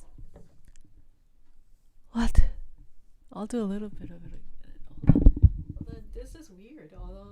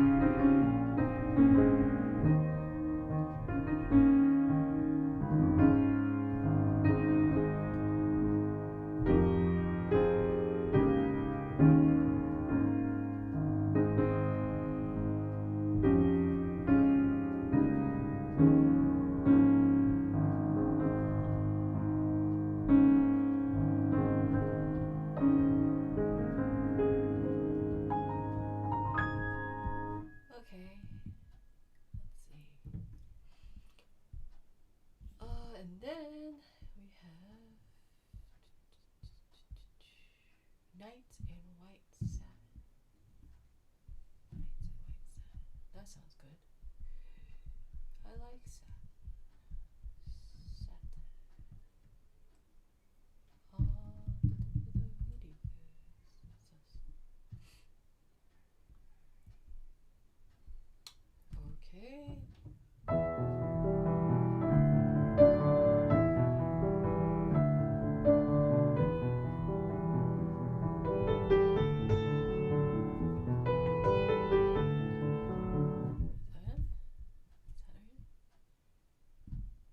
Ooh, let's see. Easy piano.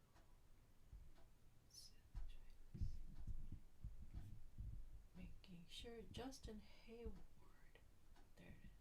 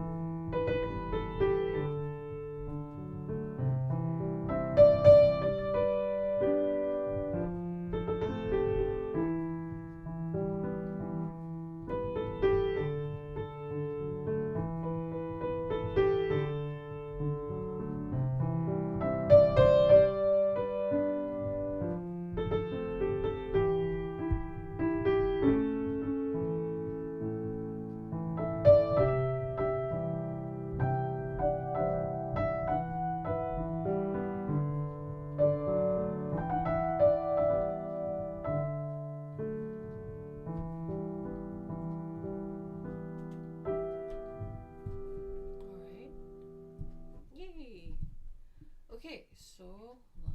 Let me reset the.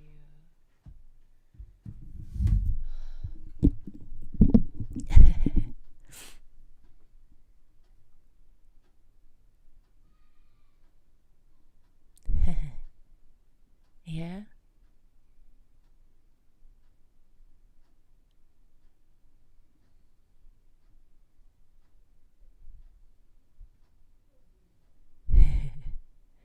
Thank you, thank you, thank you, thank you, thank you. Can you play the first part of the fourth blotter?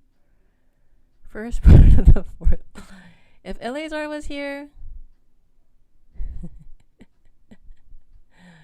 Eleazar was here. Yeah. Great song.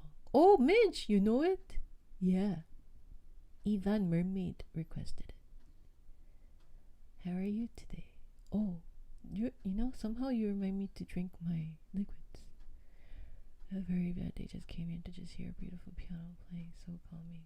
Oh yeah? You defended your love. Great. F minor. Is it an F minor? What is it? What's an F minor? Hold on. Somebody asked me if I could play a little bit of. Oh. Okay. Somebody asked me how do I play it? How do I feel about playing the fourth ballade a little bit in the beginning? Oh, F minor? What in F minor? Mick. just call you Mick, huh? Yeah. True story. There was this one guy, I think his real name is like Peter or something. I just called him Graham. He just looked like Graham. So I kept just calling him Graham.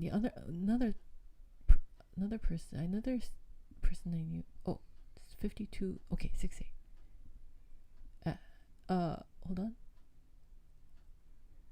F minor. Okay, cool.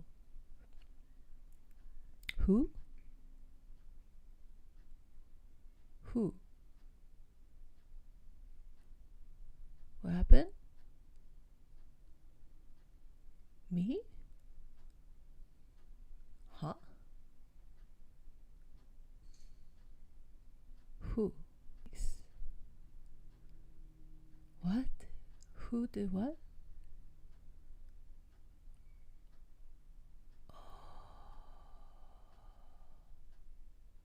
I don't get it.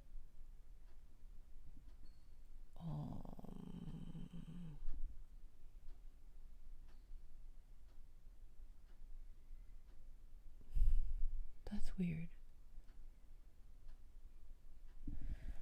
Huh? Anyway, reminds me to drink my milk.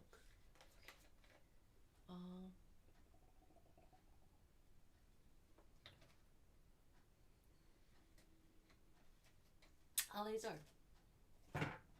Yeah, Hobbits is here. Elazar, did you know I used to just rename people?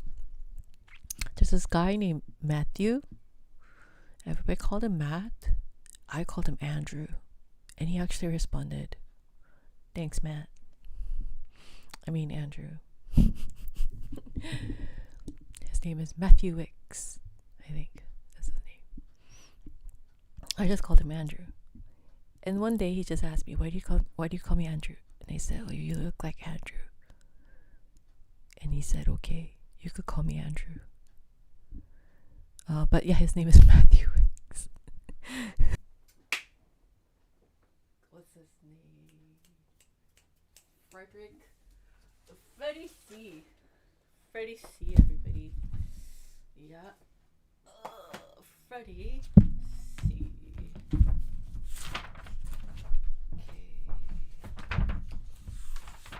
Let's see.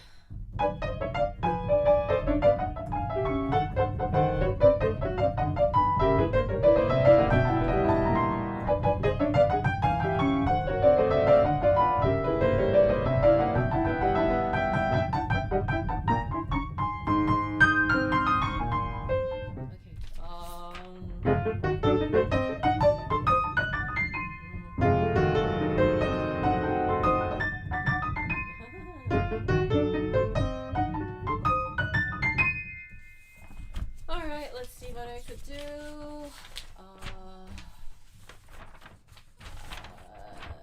To be honest, I didn't get to warm up very much. So, let's see.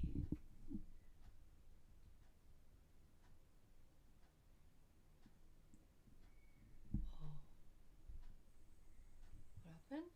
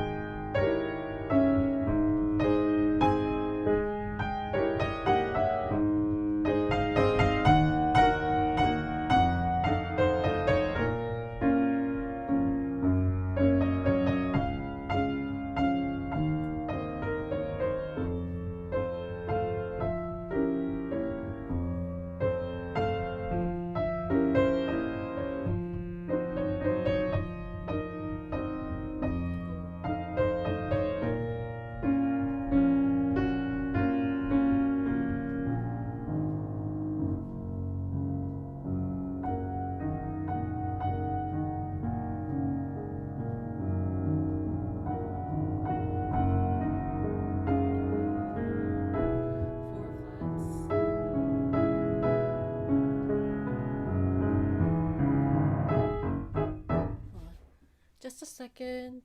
Am I cutting off? Let's see.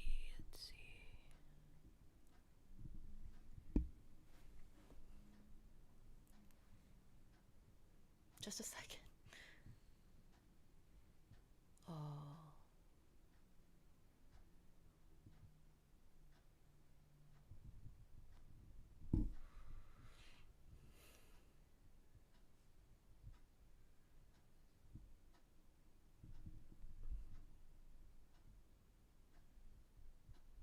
Okay. Hopefully that happened better.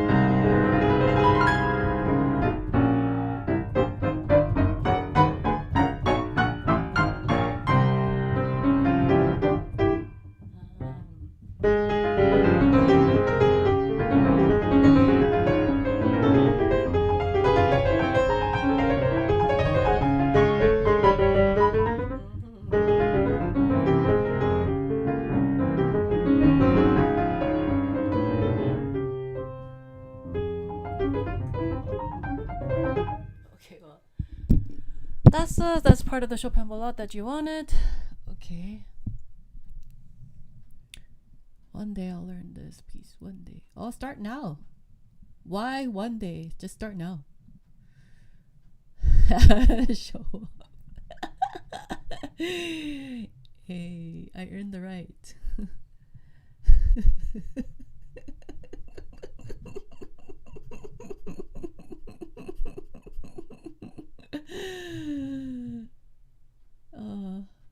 Newport News classical radio station. Oh.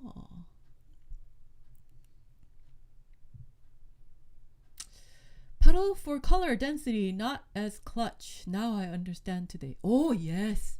Do you? Can you hear it from this bad piano with the dinky phone? Nice. Well, are you all warmed up? Not quite, but sure. Fourth ballade. Ooh, hi. You're back. Oh my goodness. You're back. Hi. First of all, if I learn music theory and composition to thank you all for playing. Hey, you should learn it. You should learn the piece. You should learn it yourself. I already learned the last part incorrect inversion. C sharp major block chord. Good. But for all 22 pages. Yeah. Very nice. Oh, here. You mean the last bar incorrect inversion? The C sharp major block chord? Which one are you talking about?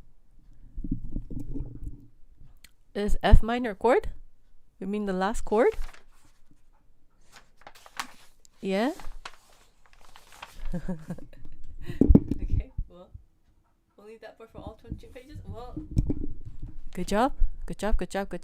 Keep practicing, everybody. Practice. Go play piano. Go learn piano. Very last part at the end. Yeah, it's a F minor chord, right? You mean the F minor ballade? It's a F minor chord, right? You're talking about F minor chord? This one? Oh, yes. Great. I thought I saw C sharp major block chord. Yes, F minor block. Yes. Great. Well, then that's the start. You know, sometimes it's good to start from the end and then go work your way backwards. Very nice. Offenbach? You want me to play Offenbach? Okay. Offenbach. Alright.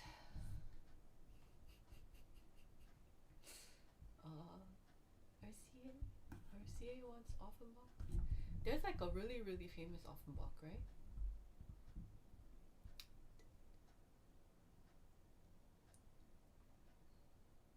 Let's see.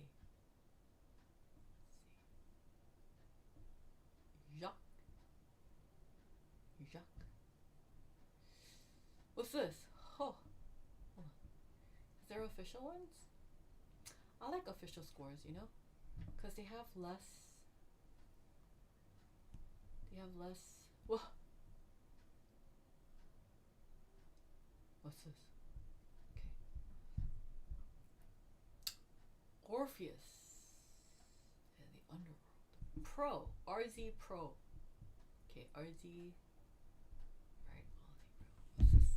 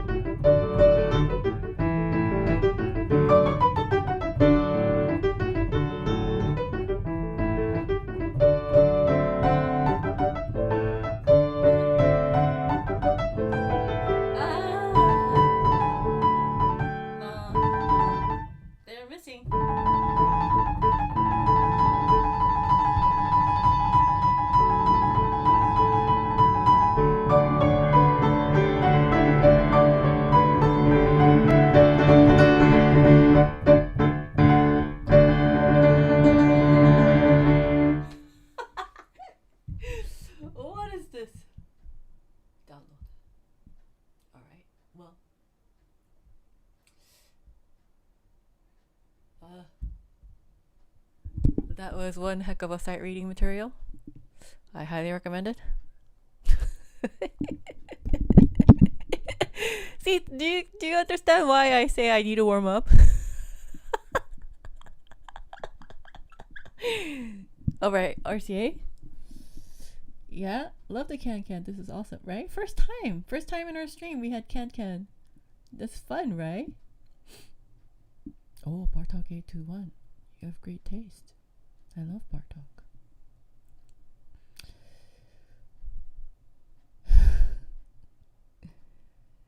Yeah. Very nice. Chicken dance time. Oh, yeah. Oh, I should have put my chicken hat on. Man. What's the circus theme song? River flows in you. Oh. Hello, everyone. How you like? Subscribe to our membership. Hey. Okay, well.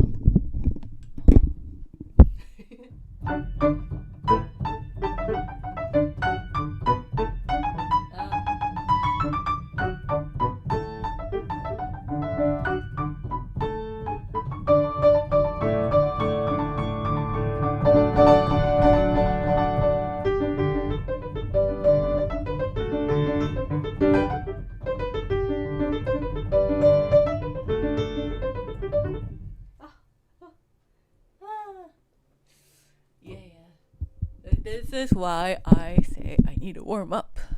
Yeah. River flows in you. Oh. River flows in you? How about river flows out of you? That'd be funny if somebody did like, yeah. River flows out of you.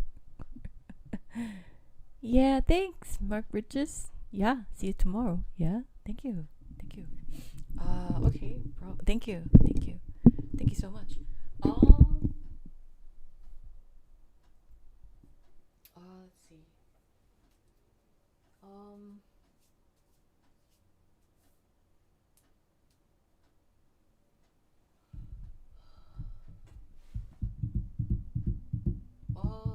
Any others?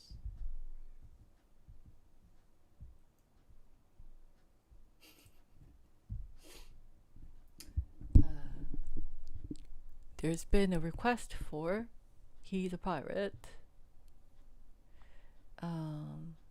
But I don't think that person is here today, so I'm gonna play it. So technically I am playing Pirates. I am playing Pirates of the Caribbean. It's just the person's not here. So you could let him know. You can let him know that we played it, okay? Yeah, I'm playing Pirates of the Caribbean, requested for a while during the week. I told this person to come back on Thursday, never comes back during Thursday on request day, and he requests it during the week. So I'll play it during the request day that he's not here, and then maybe if he comes back on the weekdays when it's not request day, then you could all tell him that we played it. We played his request on request day. Alright, let's go.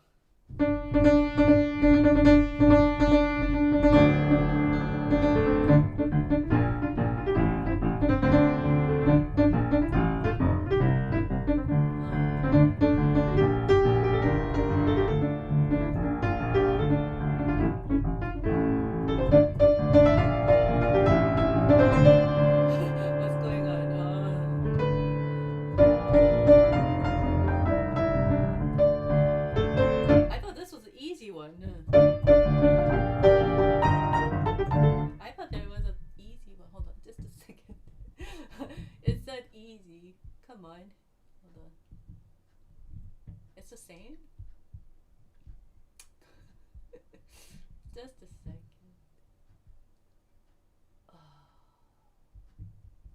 Medley? Like a whole medley of 15 pages? Dude.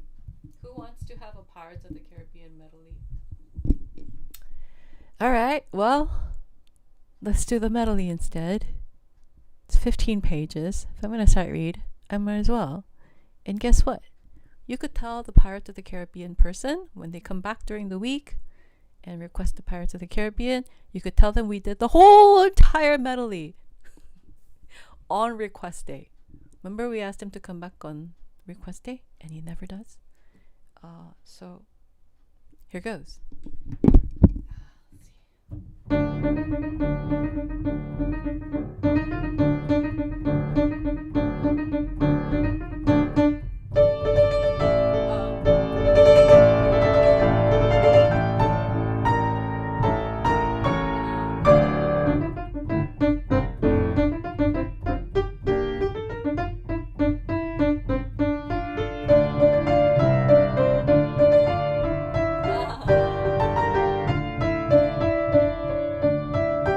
They're missing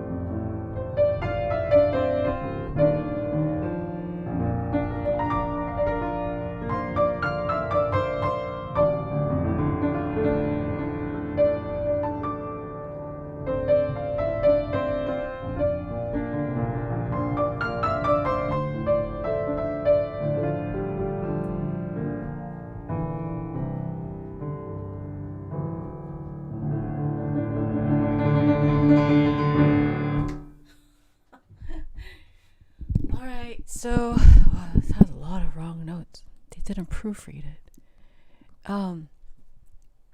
Well, if the person who requests Pirates of the Caribbean all the time during the week, when it's not requesting, comes back, then we know we could tell them, hey, she played the 15-page medley version covering major themes from the motion picture soundtrack.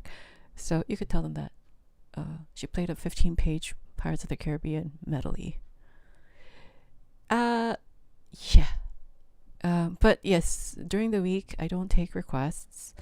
I only do it once a week on Thursdays. And yeah. And we've told some of these people to come back. X-Files. I know, right? Doesn't it sound like X-Files? Oh, yeah. You could actually get a weather report. Did you know? Where are pirates at?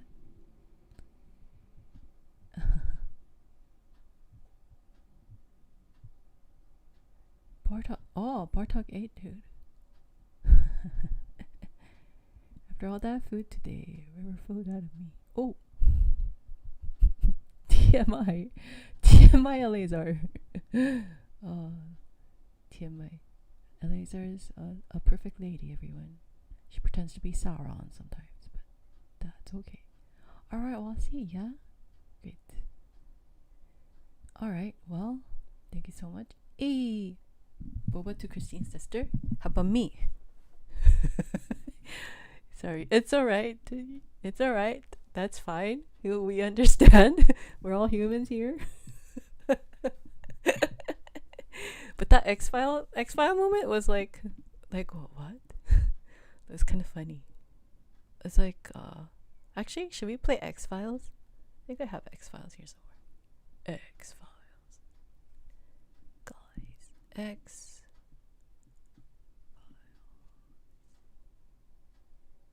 Extension.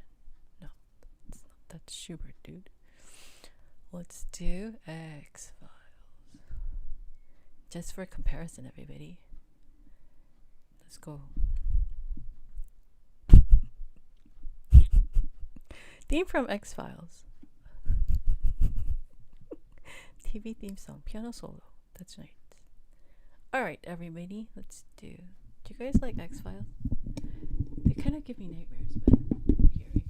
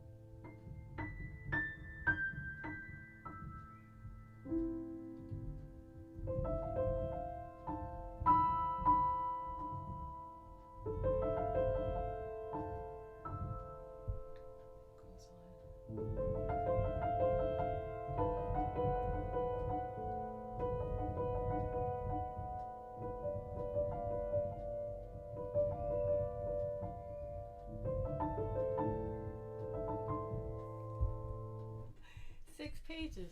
Wow. Well.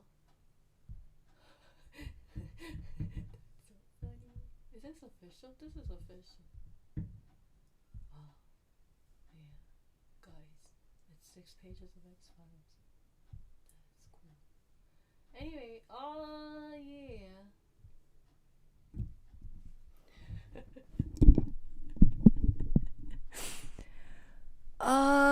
This is what we call, you want me to analyze the chords? Instead of, for these kind of pieces or music, instead of analyzing individual chords, it's actually better to, do something else instead. I don't want to do it though. Cool. Yeah. X-File. Yeah. Alien. Oh no. Alien, come. Oh no. Then I'll say, Sanchez is here. Take him instead of me. Bye, Sanchez. You get to explore the outer galaxies. Or the outer universe. Yeah. No audio?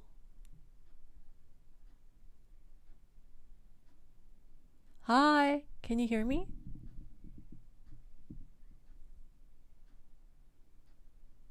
Hello?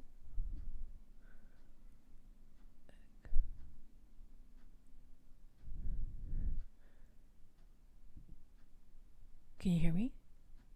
Cool, thank you. I think I'm gonna sign off. Okay. We can hear you? Okay, you might... Who said no audio? You might want to double check your... okay, thank you. Hey, thank you. You might want to double check your settings if you can't hear me. But yeah, we're done for today. And we're gonna go. We're gonna return tomorrow. Mañana. 내일. I don't know how to say it in any other languages. Sorry. I should learn more languages. Yeah. Okay.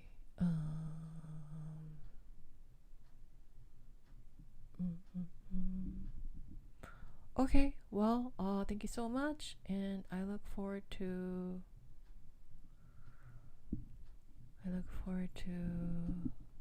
tomorrow. Thank you. Hold on, let me read the comments.